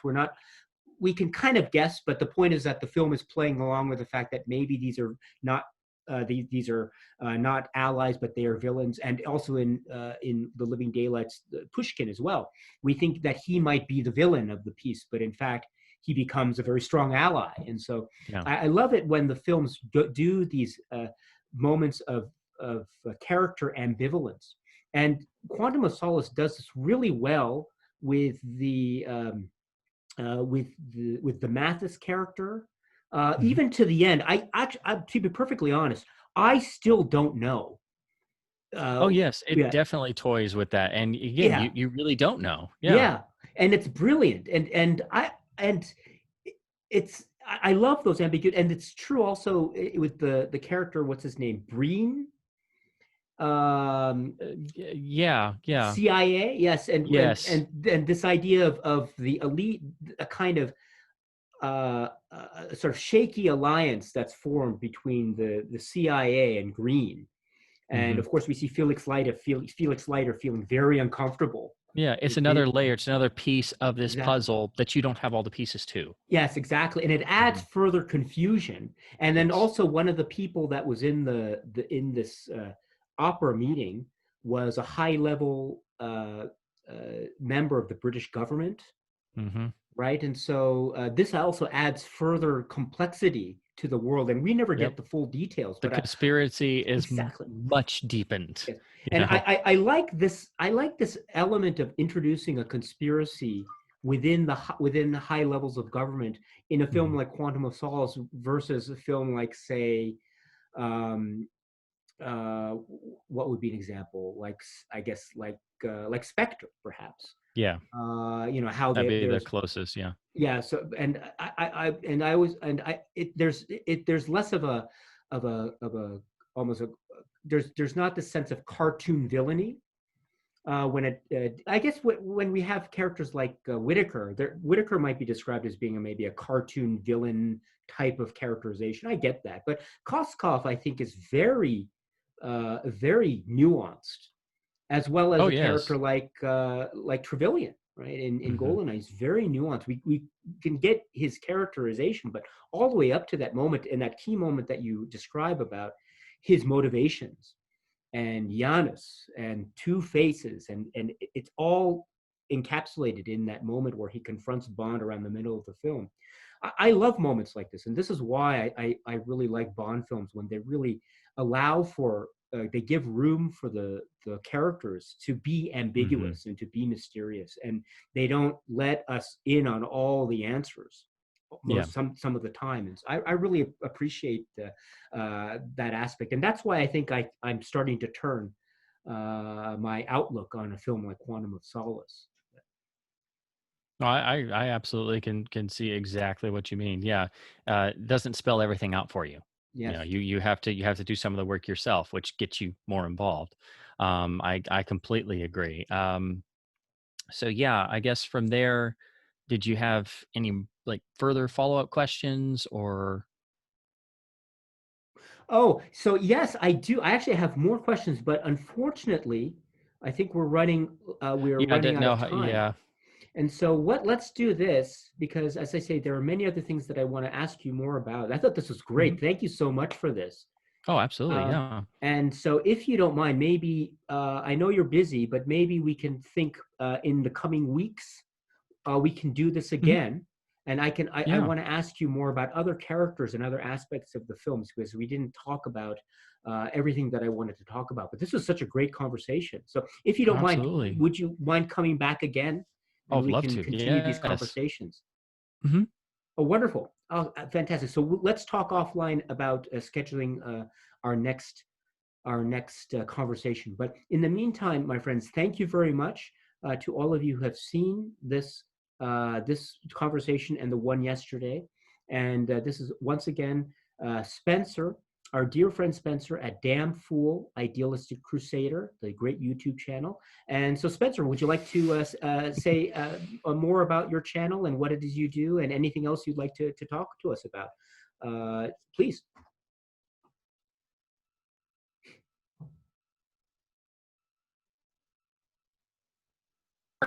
So as I said in yesterday's video, my channel is pretty much devoted to uh, and then the various collecting aspects. But I also branch off into book collecting and various aspects of literature, and plan to do stuff music based as well. So basically, it's a channel designed to be an all around media channel with a film focus. That also I'm going to try and delve more into not just collecting aspects, but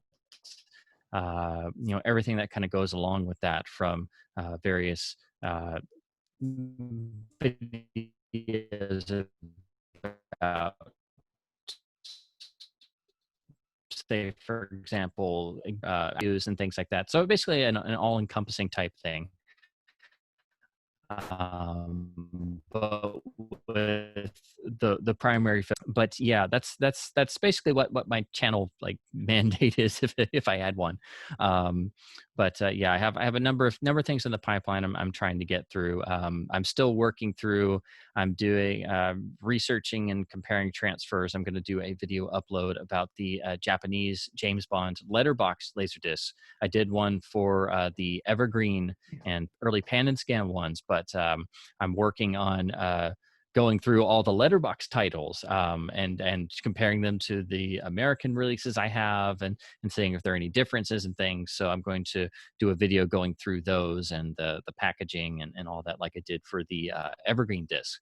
So that's what I'm working on now.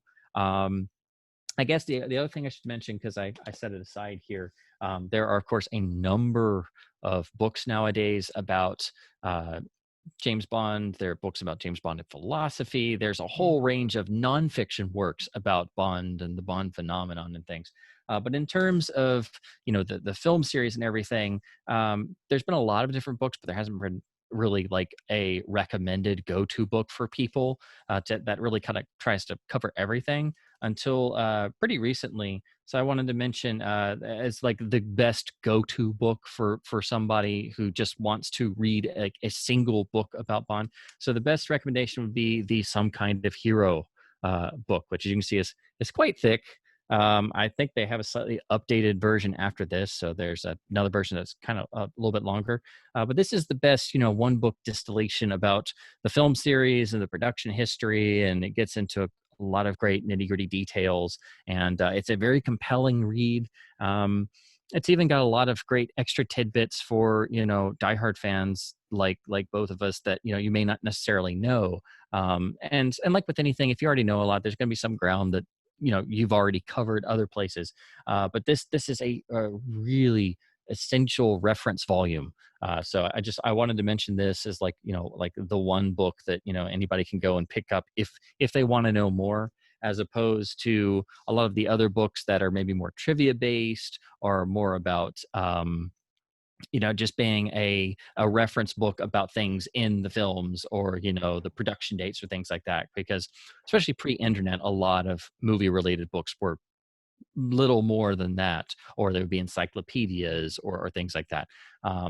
But the Some Kind of Hero book is a great recommendation. And then since I have it here, I also should mention, to get maybe more of the artistic side, I don't know if this is going to fit because it's definitely a coffee table book, the excellent James Bond: The Legacy, which was written by John Cork and Bruce Sibley. And of course, John Cork was the primary mind behind all of the great making of documentaries on the DVDs and Laserdiscs, and then a great hand in the commentaries as well, and as part of the Ian Fleming Foundation. So this was written around the time of Die Another Day, so it stops about 2002 or so, but it gives a great categorization of the production history, and it's loaded with stills. But the title of The Legacy, it really talks about the longevity of the series in a really great way. So I think this is a really great companion volume still.